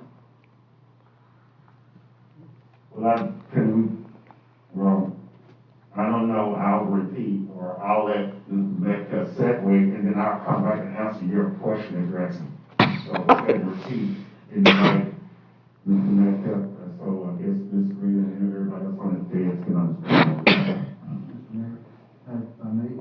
The raccoon example, that's a perfect example right there. We get calls about raccoons quite a bit, and so sometimes we struggle as to what to tell citizens, but ultimately, I know a gentleman yesterday called, and I sent him to animal control, and I'm not sure what good that did him or if he resolved his issue, but we get questions like that. Sometimes there'll be neighborhood disputes that people ask us to weigh in on a little bit. Things like that is kind of where I'm going. And sometimes there's just questions that whether or not it's a town issue, law enforcement, code enforcement, and I think just a good discussion about that. But the raccoon example, that's a perfect one. Okay, so I'm sorry. And so, and he's right, the raccoon, I do remember the raccoon situation. I'll give you what a real scenario without giving names. I had a resident approach me, and it was just a few, but they approached me as a councilman person and asked me, what can they do? It was basically over some fruit, a tree that was bearing some fruit. That to me, which I was trying to, most transparent, but that's a PSO matter, that's not to me, not a code matter. That's more civil. That's not something that, as a council person, I can direct them to do. Now, if the water main or something broke and they came to me, then I'm more than, still I may not necessarily have the answer because I've had those questions asked of me, but I've directed them to Ken and Ken directed them to Roosevelt and we got it fixed. But when you come, or if any one resident comes, because they will do that and say, hey, this person is, basically trespassing, then that's a PBSO matter. And so we have to be, I want to be clear, I want to be transparent. So that's what I'm saying. It's not necessary having a committee or a person to the same. Well, Does that make sense? you and I, Councilman Smith, I think, to me personally, I think, and I'm going through the attorney, are talking about exactly the same thing. And that was what when we were sworn in, and I asked the attorney, once we're sworn in, that's the first thing the town manager does. Each one of us is over a board. And since I have been here, neither one of us, I said us, I'm not talking individually, is fulfilling those obligations because no one has designated, we haven't discussed it, we haven't had a workshop on, for example, the vice mayor is over code enforcement. Okay, now, we have never sat down and said exactly what comes under code enforcement. No one has discussed it, so I've even forgotten which one you even put me on there, but those boards that we are on would cover all of those, but we've never, going back to the town manager, you have never sat down and told us what each one of us is responsible for. Because that poor man, I'm not going to even talk about the raccoon, because to me, that last time, the first time that problem came up, the sheriff department was taken care of, because okay? And it got so bad until I guess the sheriff department said, what? All they could do was give her a ticket. But I think that back to what you're saying, Councilor Smith, help me here, manager, I think that's what we're talking about, the boards that each one of us is over. Am I? Well, I can't speak to what the manager's request was, but I think he was suggesting a workshop to discuss exactly that. That would be part of the discussion. Mm-hmm. Yes, ma'am. Yeah, that's what it is. If we designate, we need to have a workshop or something and talk about each one of the boards and what board covers, because I feel sorry for the vice mayor because most of them are going to come on a code enforcement because our town is so dirty. And I'm going to say that why I said that, because I was going to bring it up to you, council, the town manager. Every time I come from Riviera Beach, down Australian, and turn right on 45th Street, especially on the weekend, I am embarrassed. And I always think of Lake Park. And if I was wealthy, I would hire someone just to work on the weekends to pick up the garbage on 45th Street that's in front of Presidente all the way down to the... Those type of things come on the code enforcement. Am I wrong? But we'll be going to vice mayor for everything because of the... But so, Councilor Smith, I think that's what you just opened up our can of worms. I definitely agree we need to initiate an information sharing process Amen. so that our town residents can be aware of what can be handled by whom, and that they won't feel like they're frustrated without answers. I know we had discussed doing issues forum just before the pandemic hit. We were planning one. But of course, everything got thrown into the quarantine basket, and a lot of things have got mixed up and lost. But I do think we still need that information sharing session. So if we can go back to the drawing board and get our plans in place for workshop, I think that's a great idea. You know, I'm all for it, because I'm all for keeping our community informed of what they need to know and what they want to know. So, definitely, let's do the workshop. I want to speak to the vice mayor. Vice- May I? Yes, Councilman Green? Vice Mayor, correct me if I'm wrong, I don't think we need a workshop. What I'm saying is, all the town manager needs to do is give each one of us the purpose of specifically what each one of our boards is responsible for. Unless I'm wrong, that's all. We wouldn't need a workshop for that. It's right in here. Well, if I can respond to that? Yes, ma'am, I was talking directly to you. I think that it's very important that we know our duties. Well, I agree. I'm agreeing with And you. that's only part of the issue. We also need to let the community know who to go to and what can be handled. Well, that's what I'm saying, we don't know first, then what we know, then we get it to them. I agree. So that information sharing process Yeah. needs to be enhanced, I agree. Okay, Now that we made it, Ken, yeah. and then we'll come to Councilman Smith. Just a very polite correction.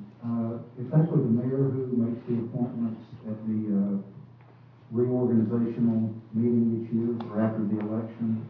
The mayor makes those appointments, and those are liaison positions between that department and the town manager. So it's not committees or boards per se, but it's a liaison position. What does that mean? Explain that to me, sir. Okay, so if your position is, Don't talk about mine because I was on the hill. I'm sorry? Remember the one you gave me was under the sheriff department. Well, the mayor made the appointment, and it was, I think yours is PDSO. So there would be absolutely nothing wrong with you bringing to management and/or I would go straight to the sheriff department, you told me. any concerns that you're hearing in the community or anything along those lines to myself, to the captain. That's not right, or to- That's the best explanation I can give. Go ahead, yes, ma'am. I hate to disturb you, I'm trying to get back to what you, and you specifically, the two of us were together. When you did that, you gave us our responsibility, and I remember what Officer Thomas said, I reported in his liaison, that's the right word, with the sheriff, not to you. I would report directly to him. Oh, no, I was just saying that what you told us when you and you're the one who gave us those and not to me. But I don't care, it doesn't matter with me. But I was just letting you know that's what you told me. Okay. I don't forget. Okay, just one, you all done, Councilwoman Green? Okay, Councilman Smith, and then Amity, then Councilman McConnell. Again, and this is good for discussion, so. You brought it up. Mr. Mayor, you made me liaison with the fire department. And so that's the assignment or task I've been tasked. And that's what you made. Unfortunately, I haven't had anybody from the general public ask me a fire question. I've had people from the public ask me about, and I can make this up if I wanted to, about trespassing, disputes. What? About fencing and stuff like that. About and those fencing? are not my areas of expertise, so. About what? I'm on board with a workshop so information gets out, or at least we as council persons can direct the citizens that we serve the right areas. And so whether it be a committee or a role that's liaison that you're assigned to, I never want to, if I tell you something wrong and give you misinformation, I rather direct you to the area that needs to be directed. So I got a call the other day. I can't make this up.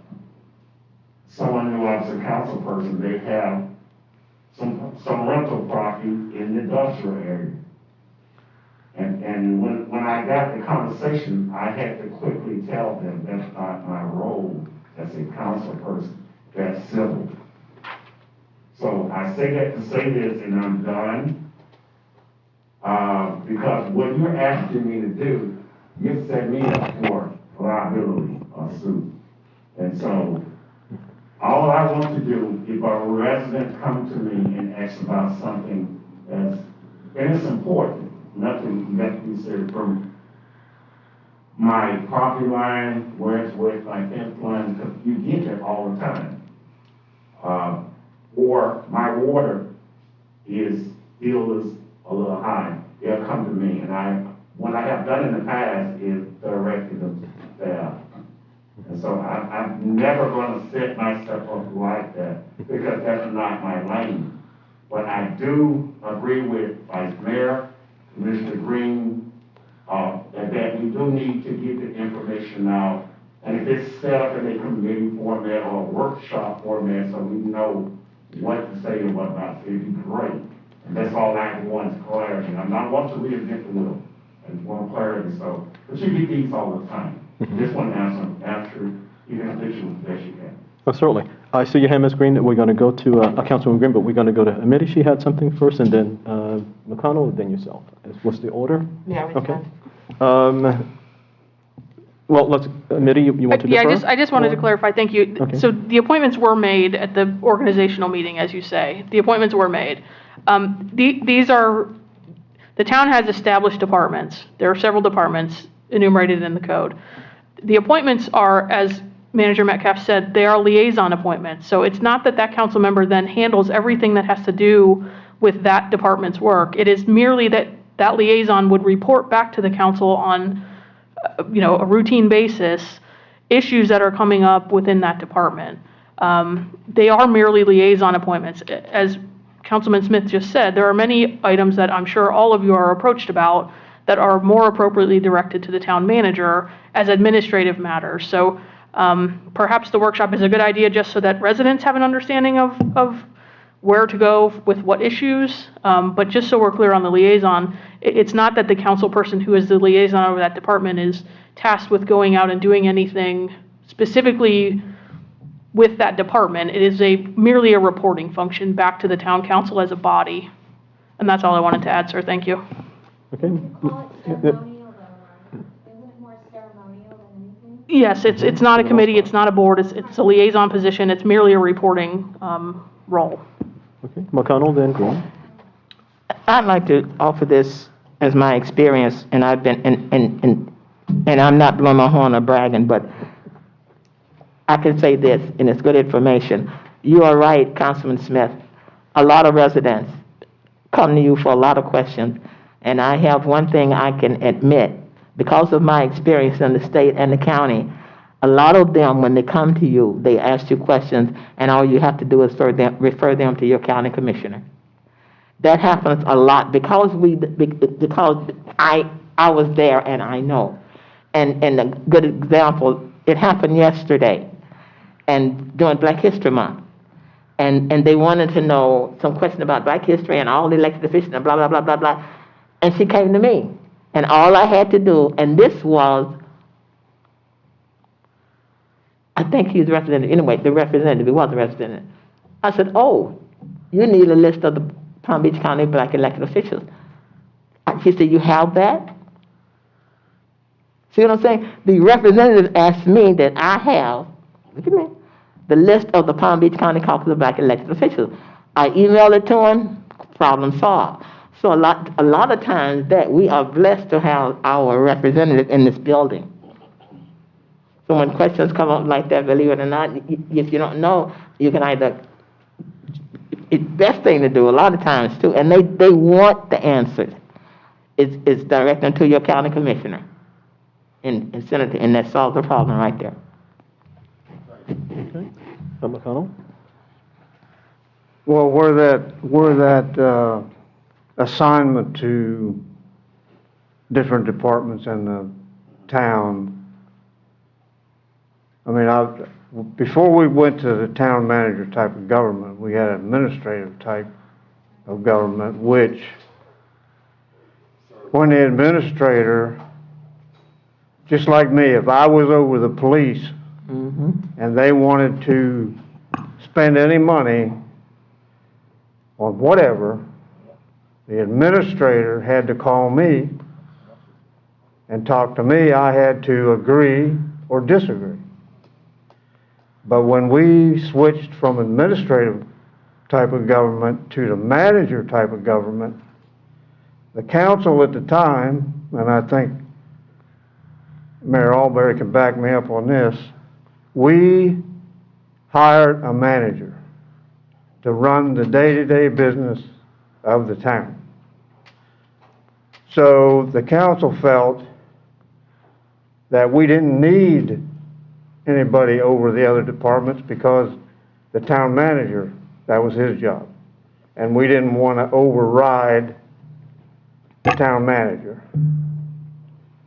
So all those assignments went away for quite some time. But now it's came back up again, so Right. I guess we need to address it. Let's if we, of course, can discuss, as McConnell stated, now, that was a liable situation. When you had elected officials actually doing work, that was a position of liability. Right, but as stated, and our code is clear, and we all have our code books, and our code is very clear, that number one, that at reorganization, the mayor, whomever he or she is, shall appoint, right? And so it requires that you appoint as liaisons. For instance, Councilwoman Green just stated that someone called her for a list, do you know, and she provided a list of all of the black elected officials. What did she just do? She was a liaison between who? The Palm Beach County Caucus of black elected officials and that person making the request. Did she elect anybody?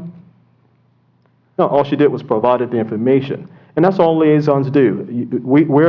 The code does not require, right? For instance, if I'm over the water plant, it doesn't require that I go out and read meters. If someone says I have a broken meter, what does it require me to do?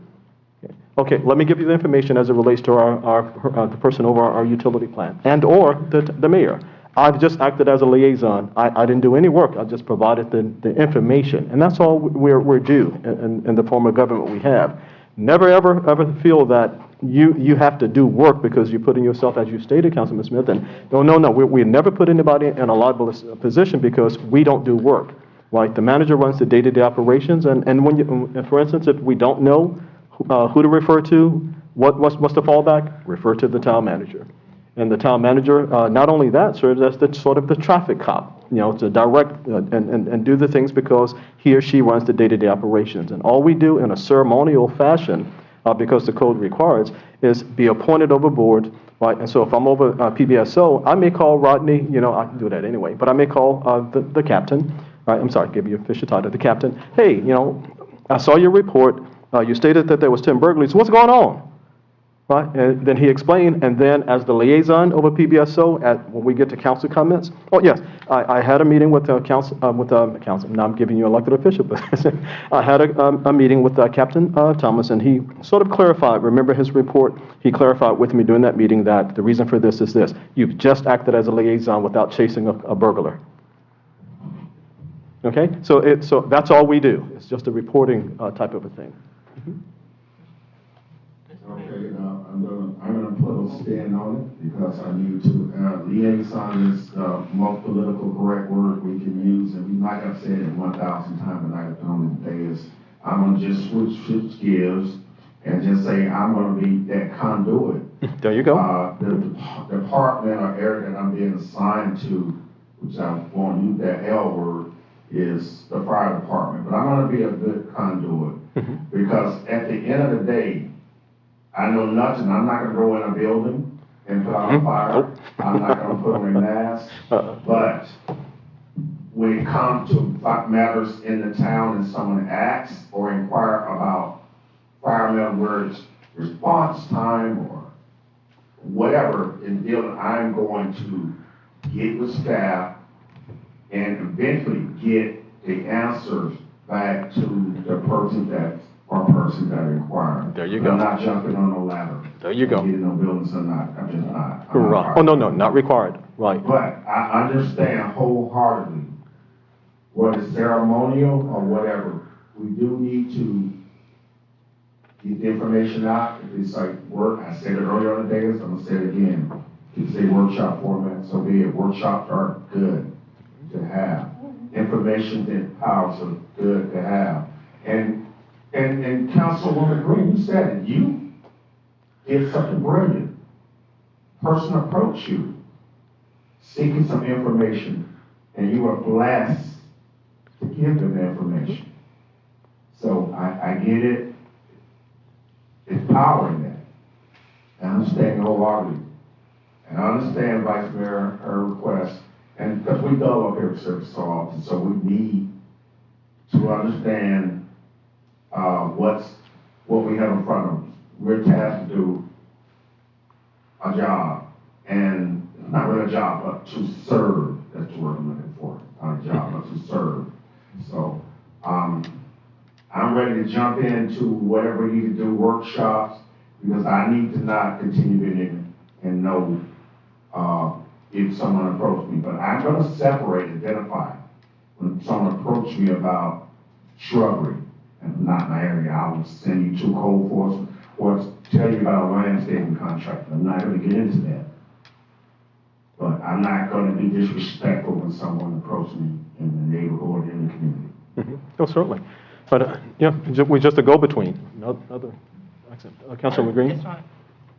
I know we could beat a dead horse to death, but I just want to say this. All of us have opinions. And going back to the town manager, Mr. Metcalf, I've discussed this with you several times. And see, to me, and I don't care whether we disagree or agree, we all are one. And ever since we've been here, all we do is discuss. And I'm going to tell you something. Since I've been on this council, I've been elected since last March, we have discussed things over and over and over again. As soon as we discuss them, we go out of that door, and that is it, and you never hear it again. And Mr. Metcalf, I specifically am going back to the boards again.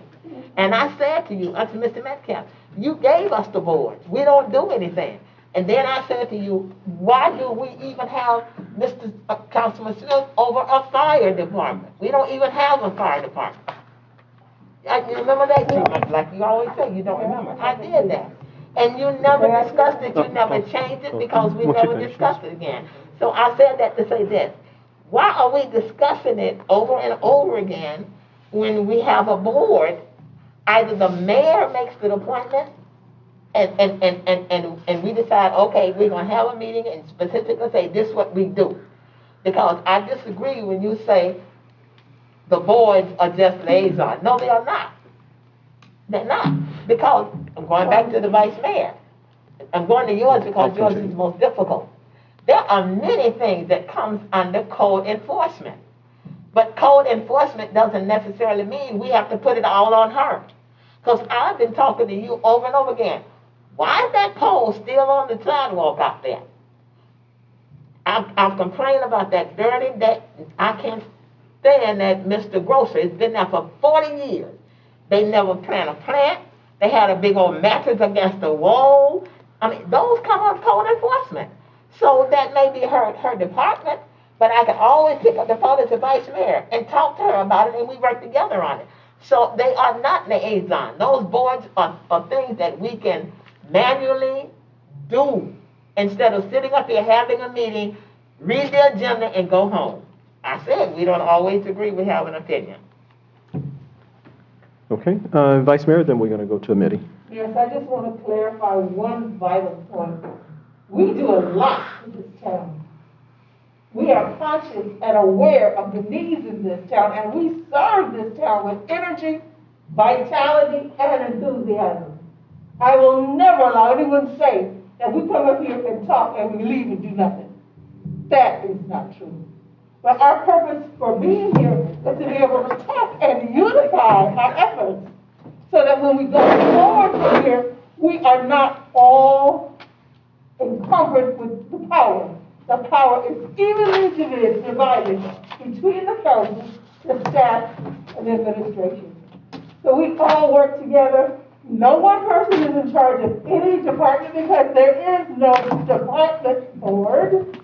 The code does not authorize any department board to be existed. Just before you continue, let the record reflect that Councilwoman Green has left the dais. Go right ahead. So just wanted to make sure that we understand one person cannot change what is already coded for the town. The code says we're liaisons, and that's what we are. Okay. Amity, could you please clear, first, does everyone have a code book?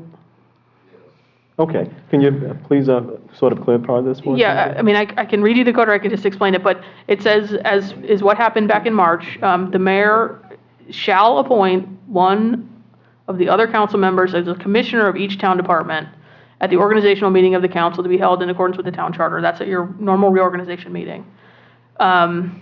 It says, subpart C then, of this is section 2.17, the council member appointed as a commissioner of the department will be considered the liaison to the council for the department and shall issue reports to the town council concerning the department on a regular basis. Section 2-18, duties of the department commissioners, then says it shall be the duty and responsibility of each commissioner. Subpart 1 is to ensure that his/her department is in compliance with all orders, ordinances, and resolutions of the town council, and 2, to provide department reports to the town council on a regular basis. So as I said before, this is a liaison function. It is a reporting function back to the council as a governing body. I'm happy to put that into a memo and provide the code sections if that would be helpful, either for the workshop or for your next meeting. I'm also happy to have conversations outside of this, public meeting with each of you if there's additional clarification needed as well. Okay. Yes, sir. Councilman This is not just one of the townships that you serve, assist, right? You have other. Yes, sir. And with that being said, do they have similar concerns, I should say, or do they have when the mayor appoints the position, do they have something similar to what we're doing, or is it just a town by town thing? It's a jurisdiction specific thing, but I think Councilman McConnell's point was well taken. Much of your code is older code. You have a town manager. That is a lot of the all of the day-to-day operation is his job. So you also have a code enforcement officer, right? So code enforcement, the actual enforcement of your code is done by your code enforcement officer and by the special magistrate, not by you as the town council. Your code does contemplate this liaison role, which is what was done, but again, it's just a reporting function. It's not a directional, council people shouldn't be directing code enforcement. That should all funnel through the town manager if there is a need for specific enforcement. It's again, the information is going the other direction. It's intended to go from the department back to the council. That's the purpose of the liaison, not from the council out to the departments in terms of direction. You all are policymakers, you're elected officials. You do not govern the day-to-day, if you will, the operational day-to-day activities. That is your town manager's job and your town staff's job. Hope that clarifies. That did, and I gotta say this because, and I'm gonna move on. And I'll say it as best I can say it. 3 sentences. I've been approached, and we all get approached by residents via in the neighborhood, they're at church, they're at the mall. Hey, this is going on, my fence line, like this, someone trespassing. And so, I just want clarity, and that's why I even had the dialogue, because I think clarity needs to be stated. And so that's why I brought it up. I brought it up in a one-on-one, I brought it up in many one-on-ones, and I'll continue bringing it up, because we as council persons get those questions asked. And it initially, when I got the question asked, I had, for some reason, I was trying to answer, and then I had to stop. And then I said, whoa, I'm gonna put the manager on speed dial. I'm not gonna call the vice mayor. I'm not gonna call Commissioner McConnell. I'm gonna call the manager if I don't have the answers. Especially if it's a civil matter. A lot of the disputes. And I think I got strict at one point and brought that on the dais one time. I do not want to continue doing that. Code is code, civil is civil. Now, if it's something where the plant is shut down or someone's water bill is spiking high, I'm still going to direct the attention to staff. Not you. You know you're working for the best interest. You're our attorney. So that's all I'm asking for. And I don't know why we put so much weight on committees. One thing that came out of this conversation and dialogue, we do have representatives. Hopefully, but if it's something concerning Mangonia, I want to use our staff. If we can fix it at this level, at least the conversation has been directed to staff If it cannot at that point, then we need to go to the next step, whether it's McDonald or Hardy or whoever that does this district. But that's all I'm trying to get. This is good dialogue. I just, I'm trying to leave emotion personal out of it, but it needs to be said, so I'm glad that we're bringing it up. That's all I got. Okay. Ready? Other comments? McConnell, I'm sorry. The other thing you gotta be concerned about is Yes. some things you do, the town is liable for. Right.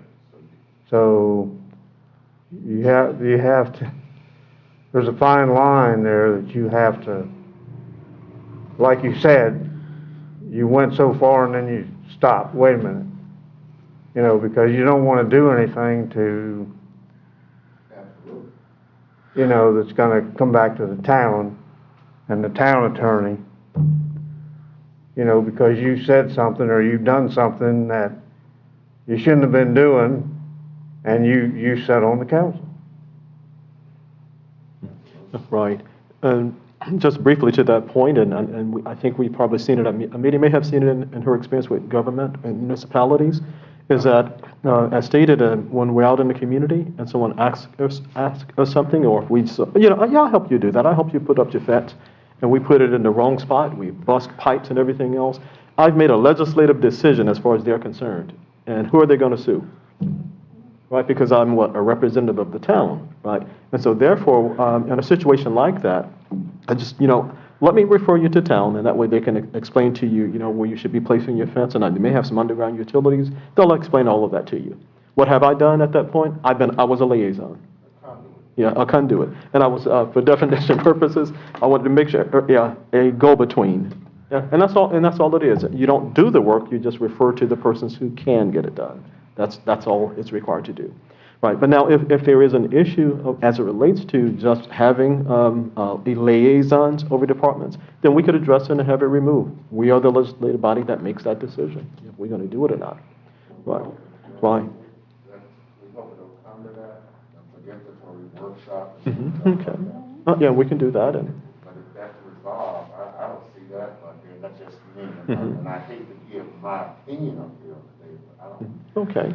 I think the information needs to be put out. Okay. Right. For instance, the code requires that the mayor, whomever he or she is the liaison of administration. So I'll get with Ken and I'll once a week, okay, so what's going on? Right, and so we'll kind of bounce things and so forth. Oh, staff wants a 35% raise. Okay, let's talk about it. So we'll talk and so forth, and he and I will sort of vet it and so forth. And then when he brings it to the body here, we've already beat and chewed and everything else because I'm the liaison of administration and I work with the person to whom I'm directly responsible to work with. Right, if you understand what I'm saying. Right. So, but no, I'm not going to go into the computer and do a 35% raise and work as an employee here because I'm not. Right. I've met my responsibility as a liaison between this body and administration. Okay. As far as code enforcement liaison functions, I have talked with code enforcement, and code enforcement even asked for workshopping in the community so the residents would know what are violations and how they're to be handled. So I definitely would like for us to do this workshop. Like I said, we had made plans to do one back in March, but then we had to stop our plans. So we can go on and either revise the previous plan or start all over again. But let's put a workshop in place with some absolute directives as to what the town does, what code enforcement does, what residents can do to resolve their concerns. I think that'd be very helpful to our town and also to the council. Okay. Ready? So as Ken stated, he's going to do that. And keep in mind, too, that although we're in the midst of a pandemic, we can reach more people than we could if we can get, how many people in here? We can get millions online. So we'll make that, we'll get that announcement out into the community. Here's our YouTube channel. And if we're going to do it by way of Zoom, that we have, anyone can participate. Okay? So we'll get that set. Okay? All righty. Anything else, Ken? Just to say, no offense has been taken with anything that's been said, but I will say this, that staff, we really do care what your suggestions are. A lot of the one-on-ones, you know, I hear a lot of different topics that we can approach. Really, staff's not gonna do anything until we see a consensus, or at least see that 3 of you agree on something. So, you know, we'll usually bring it out in a manager's report, either orally or there. But no, we don't like to just sit around and talk either. You know, so, no offense is taken to that, but the one-on-ones, I think, have been very productive. They have been for me. I get a lot of good information. Sometimes things may not happen fast enough, but, you know, we try. We're trying to get there. We're trying to get some stuff done. So that's all. And that would conclude my report. Thank you so much. We appreciate it. Alrighty, Captain? You have anything?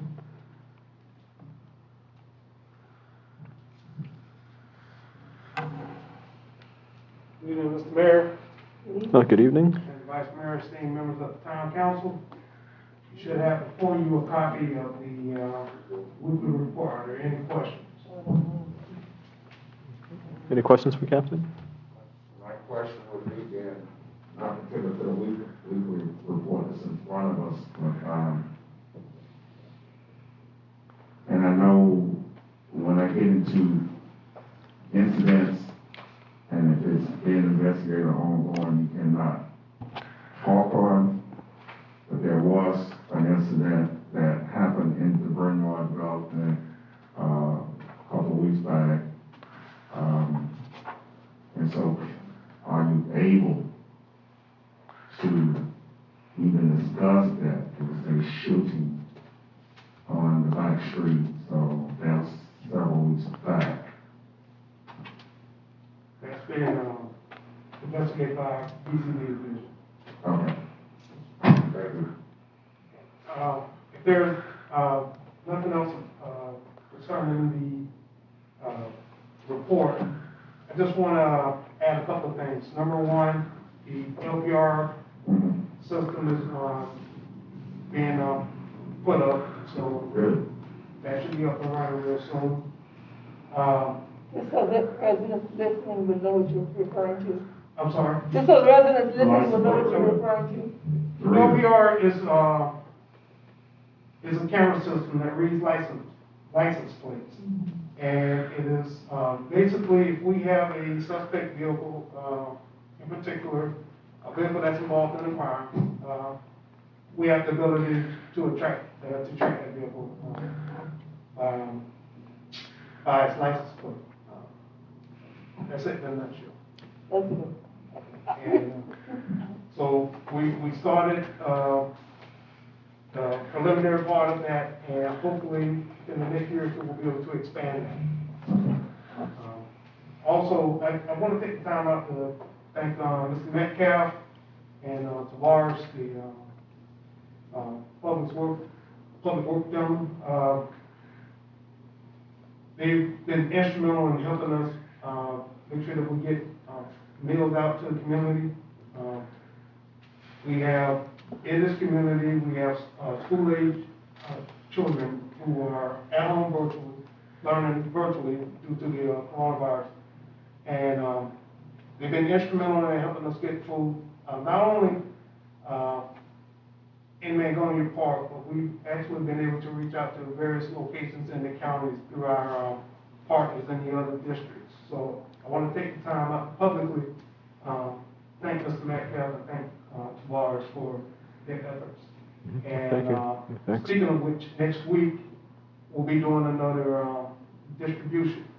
Again, this is for school-age children who are home learning virtually, and you know the goal is to address food anxiety and childhood hunger. So, if you know of any families that are in need in this community, you can either call me or email me, or you can leave the information with the town manager or town staff if you're embarrassed to talk to me or any of my staff. And if we get that information by Monday, the weeks that we do, distribution, we'll make sure we'll have a meal package, available for you, on Wednesday. Right now, we're doing it every other Wednesday, but if the need increases and supplies last, we'll pick it up and, start doing it weekly. Okay, we appreciate it. We appreciate what you guys are doing. It's very needed. Thank you. We appreciate it. Okay. We can provide meals for us tonight, because I'm trying to get hungry. And the meals start tonight, I want a van of meals, and I want a TV deal, I want a meal. Okay. I'll take the other half. I want a real meal, not a happy meal. Okay. All right, I'm sorry, you had something? Appreciate the work you're doing. Okay. Okay. I know that, after December, I supplied a list of names. Are you still working from that list? Do you need more, or some of that trimmed down, or what would you like? Well, the trouble with the list is, folks are either not at home, or, they are at home, and for whatever reason, they're not engaging, and, if they contact us, then I know that they want, the meal, because there are folks out there that want the meals, and, I mean, and not to sound, at the risk of sounding rude, we just are not gonna chase folks around, trying to give them a meal when there's folks out there that really want it. And, if there's a need and if they desire, they can contact us, and we'll make sure they get it. Okay, I'll just review the list to see, you know. Okay. Again, all you have to do is just let us know, and they let us know, we'll make sure that they're taken. Okay. All right. Thanks so much. We appreciate it. Okay. Okay. Committee? I do not have anything specific for you tonight unless you have any questions for me. Okay. Any questions or comments for Committee? Okay. If not, Councilman Smith, do you have anything? Captain, I actually have a question for you. We were talking earlier, can you hear me? And it's in our packet, but with Marriage's Home, with the fire and PBSO Road and Nelson talked about it, but what are you guys gonna be looking for when we get to that part?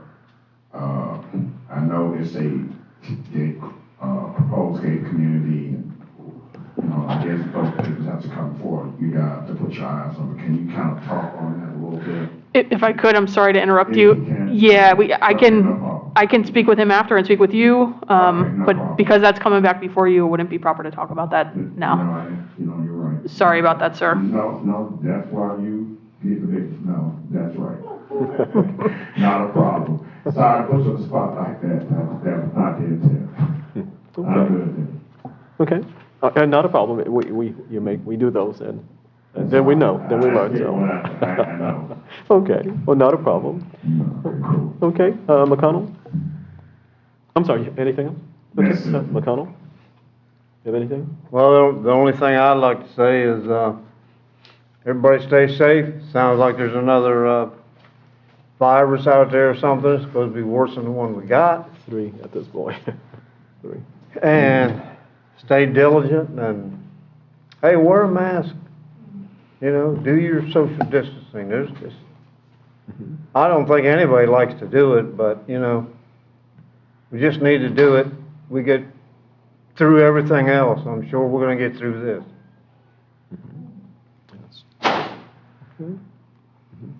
Okay. Vice Mayor, have anything? I think we've covered a bit tonight, and that's what it was. Okay. Okay. The only thing I have, and my apologies, I had been meaning to bring this up earlier, is just a question, and then I'll sort of respond. As it relates to just the order of the meeting, what is your expectation as to, for instance, let's just say that the meeting sort of got out of order. What is your expectation to regain order? What should happen?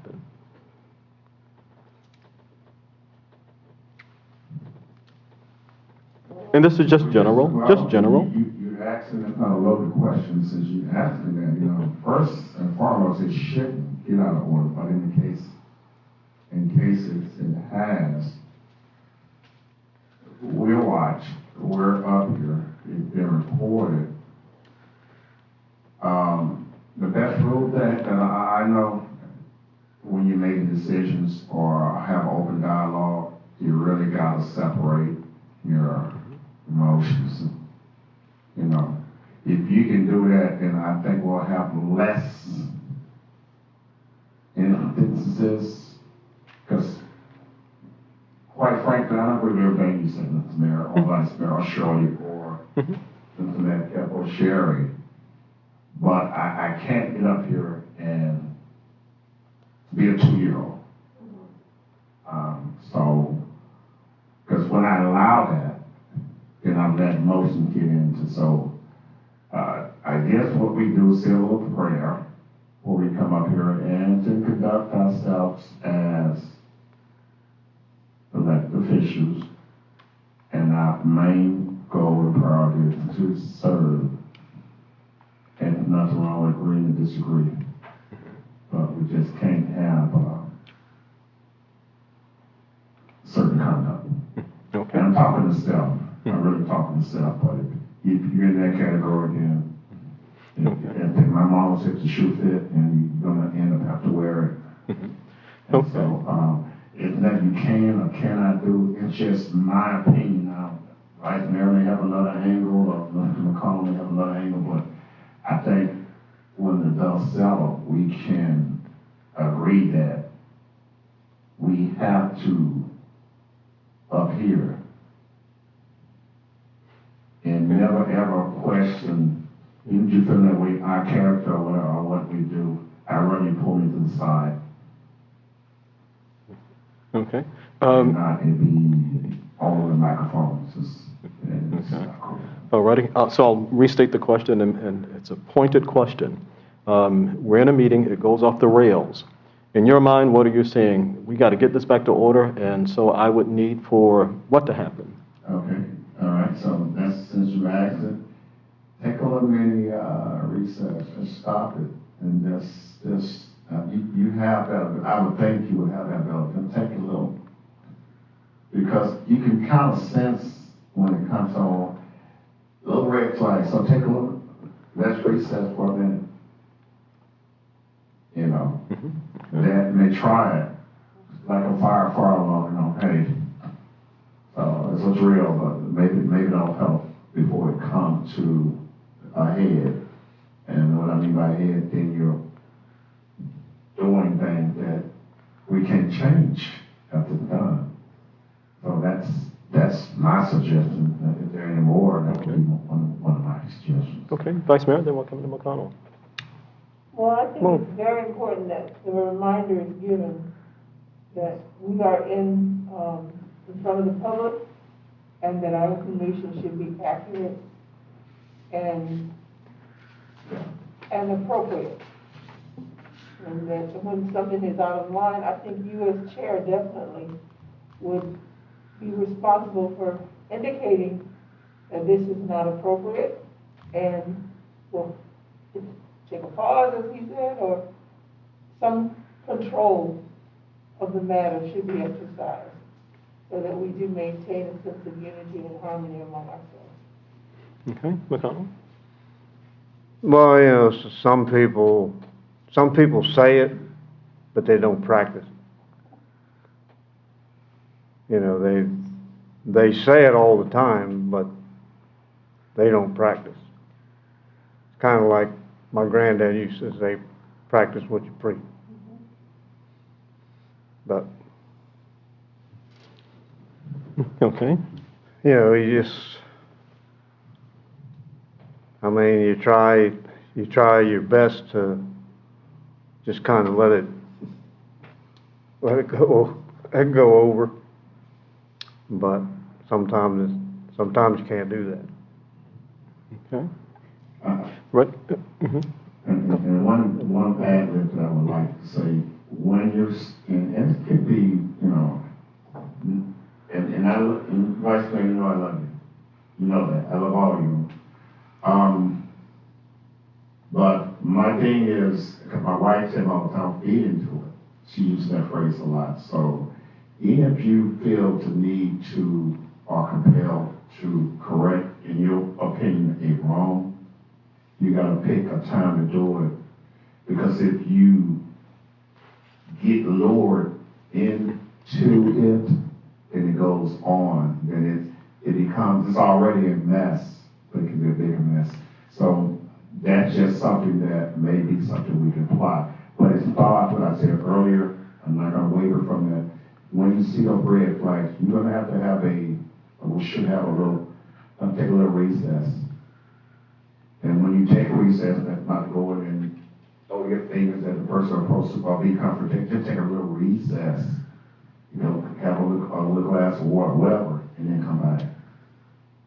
I think that will be a step in the right direction. And that'll get some control. But Vice Mayor, like I said, I'm not picking on you. I'm just saying, I'm not intentional. But she took my immediate lap, and I see, and just, I gotta say something, and I be like, just let it go. And when my voice carries, sometimes you can hear it on the mic. And so I just, you feel what I'm saying, Vice Mayor? I do, but I do think it's important. We have a responsibility to our community. Yes, The I listeners, agree. they should be given accurate information. And when inaccurate information is being shared, I think it's our duty as council to make sure the facts are accurate and correct. And I know sometimes it may be harsh for some people to hear a correction, but still, it's not fair to the community to let a misinformation be shared. It's not fair to them. They need to know what is accurate. They may not be able to attend every council meeting. We're here. We know what happens. We should be forthright in representing our duties in the most effective and professional way we can. Yes. In fact, so I'll sort of wrap up with this, and then I'll have a MIDI. The last thing that I'll say is there's two things. I was going to address that. The reason why I asked sort of the question to get information, and it was sort of rhetorical as well, to make sure that I understand what expectations are and what are your expectations in terms of how we go about governing this process. We operate by a civility pledge that we all take, and it's always on all of the let's say menus, think about facilities, the agendas. Right, okay. So one of the things, of course, is that as the Vice Mayor so appropriately stated, we each have a responsibility to ensure that misinformation does not become part of the official record, right? Because as stated, if no one's watching on YouTube or our Zoom channel or anything else, and they come and they pull a copy of our minutes, and then they're looking and they're seeing information that's misinformation, then guess what? Right? And so if as a council member, not as the mayor, but as a council member, I take that very serious because I know the damage it could do. We've seen municipalities in the news, we haven't been in the news in a long time. Right, and so because we try and make sure that we have accurate information, that we're sharing information, that we assist people, much like all of the things that we've been talking about here all night, right? And so because I do take that responsibility seriously, please let me know if I've ever, and this was where I'm adding specificity to it now. Please let me know that however long I'm serving as your chair, right? That the way you handled that last night wasn't. I would have done a little differently. Because what I'm always mindful of, is that, number one, as council, you'll hear me say, are there any questions or comments from the dais, right? Because we want to have full discussion from council, right? You're the elected officials, you're the governing body, you're the legislative body, so we're going to make sure we have full conversation here.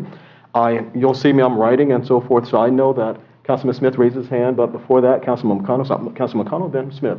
Right, so that everyone has an opportunity to state their positions or whatever, have their right to have conversation, because we're entitled to do that. Right? If, for instance, a situation happens where a question is asked, right, of anyone out in the public or someone's, and I ask a person a question, and they go to answer, but I won't let them answer. What should happen? No, it's just that I'm looking. I got a crook in my neck, so it makes me look this way. So, that hurt. But so what should happen? Well, I definitely believe if there's someone who is coming before us with information, and even if a comment we made has stimulated their thought, they should be given the opportunity to express what they have come to share with us. Okay. Because we are seeking information from those who are seeking our services. So the more information we have, the more appropriately we can respond. Okay, so if your chair, whomever he or she is, says, I'm point of order, Councilman, I'm sorry, I'll break my crook. Councilman O'Connell had the floor. Is that disrespectful or rude, or is it appropriate? Very appropriate. Okay, righty, and here's how we can all get involved as well, and here's the shortcut of it. But because we operate by Robert's Rules of Order, each of you have the ability to help govern the meeting. There's a very simple process incorporated within those rules that we operate by. Let's just say that if we're having a situation and it's just going on and on and on and on and on, in your mind you're probably saying, won't the mayor cut it off? Am I correct? Correct. Right, and so there is an expectation, right? So what basically happens is that when I say you, all of us have the ability to end it. What you basically do is just state, I move that we end debate.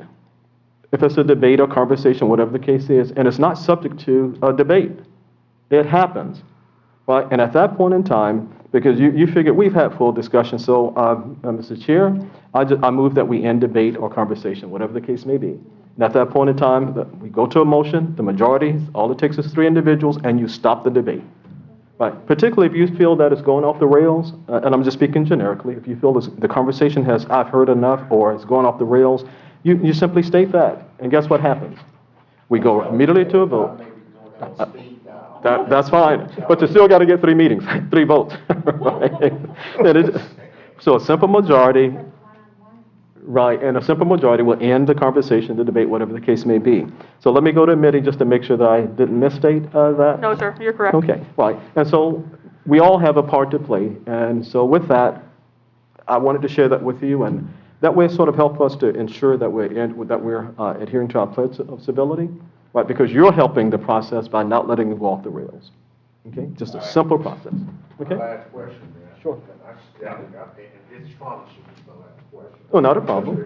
I move that we. No, I'm just saying. Yes, I'm moving to end this debate. Second. Long-winded tonight, Earl. Yeah, I am. I got to get tonight. I've been told that. Okay. What do we do in the instance, because you kind of said it, you kind of answered, but I want to make sure that I heard that the suggestion that the answer, and then I'm going to allow you to say what you said, Mitty. We was giving a presentation of marriage, and a question was asked in the presentation, and then it got a little heated, where we didn't want to hear the answer. All right, so what you just said tonight should apply to that as well, because it kind of got a little messy. I would say in that particular scenario, you should always let, particularly applicants before you, who are entitled to due process, you should always let them respond when they've been solicited, whatever the question is. We should never be shutting down comment from an applicant. And the same vein should not shut down public comment. It's a due process, let them speak. You have rules, particularly in public comment, that govern how long they can speak. But if an applicant is asked a question and then wants to respond, that should be allowed to happen. Okay.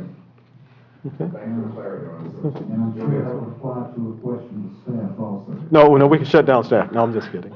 Okay. End the debate. Okay. Okay, that's all I wanted to share, so that we can all participate in governing the process. Okay? That's all I had. Is there anything else for the good of the order? Yes, I just want to say, and I never get to talk, of course, unless Kim allows me, but when you move to this change for YouTube and to stream live, it is, a lot of people are watching your meetings, and staff watches your meetings, the staff that you have.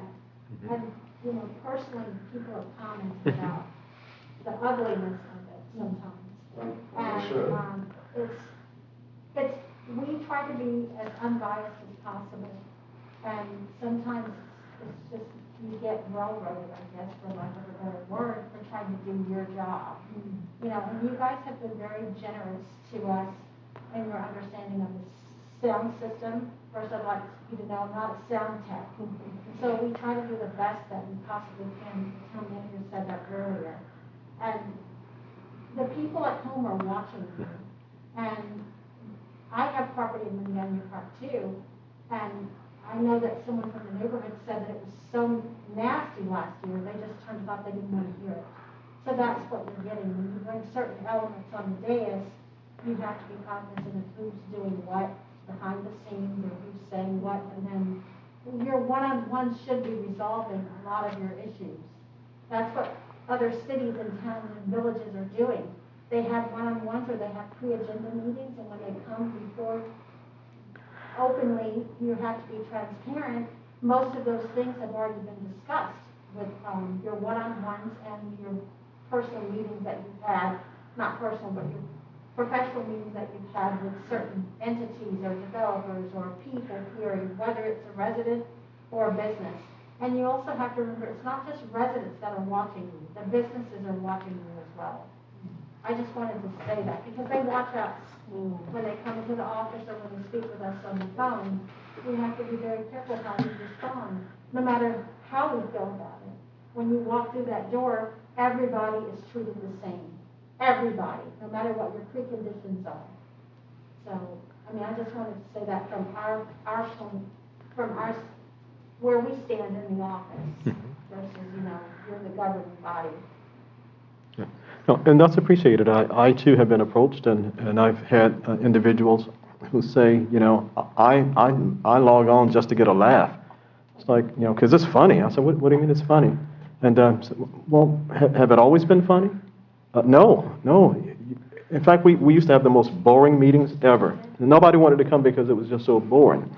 I've heard persons say, you guys' meetings are the most placid meetings. I mean, it's run efficiently, and you guys do what you got to do, and you go home. And and for me, I drill down a little bit. Well, when did it go off the rails? I'll use that again. They identify when it did, and I won't share it here because I don't want to think that I'm alleging anything. Right, and so I was like, okay. And I want to address it because I'll never, ever speak to even a person in the community negatively about any elected official. I'm not going to do that. But they identified when it started. And I said, okay, well, let's just kind of see. And that's when I kind of thought, I need to kind of just share with everybody, all of the council members, that help make sure that when they log on, they fall asleep because it's so boring. Right, as opposed to entertaining. Oh, I got to laugh today because it was just comical. Okay? And you have the ability to do that. So, okay. I just want to clarify one part of your statement. I don't want them to think it's boring. Well, not boring. I mean, to the extent that, well, no drama. Yeah. Well, I'm sorry, no drama is what I'm. Okay. Right, no drama is what I should have said.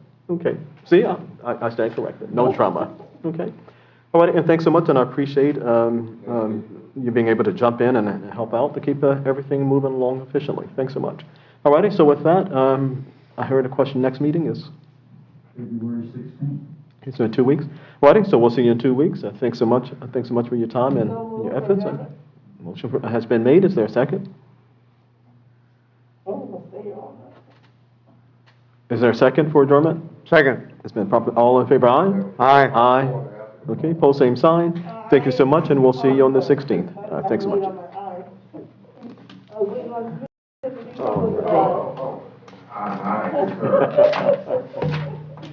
Oh, he got on that Raven mask, so he didn't know. He didn't know. Yeah, they got the wings clipped, so he didn't know. I gotta be true. I'm gonna take the gun. Oh, no. That back ain't the problem. Let me get a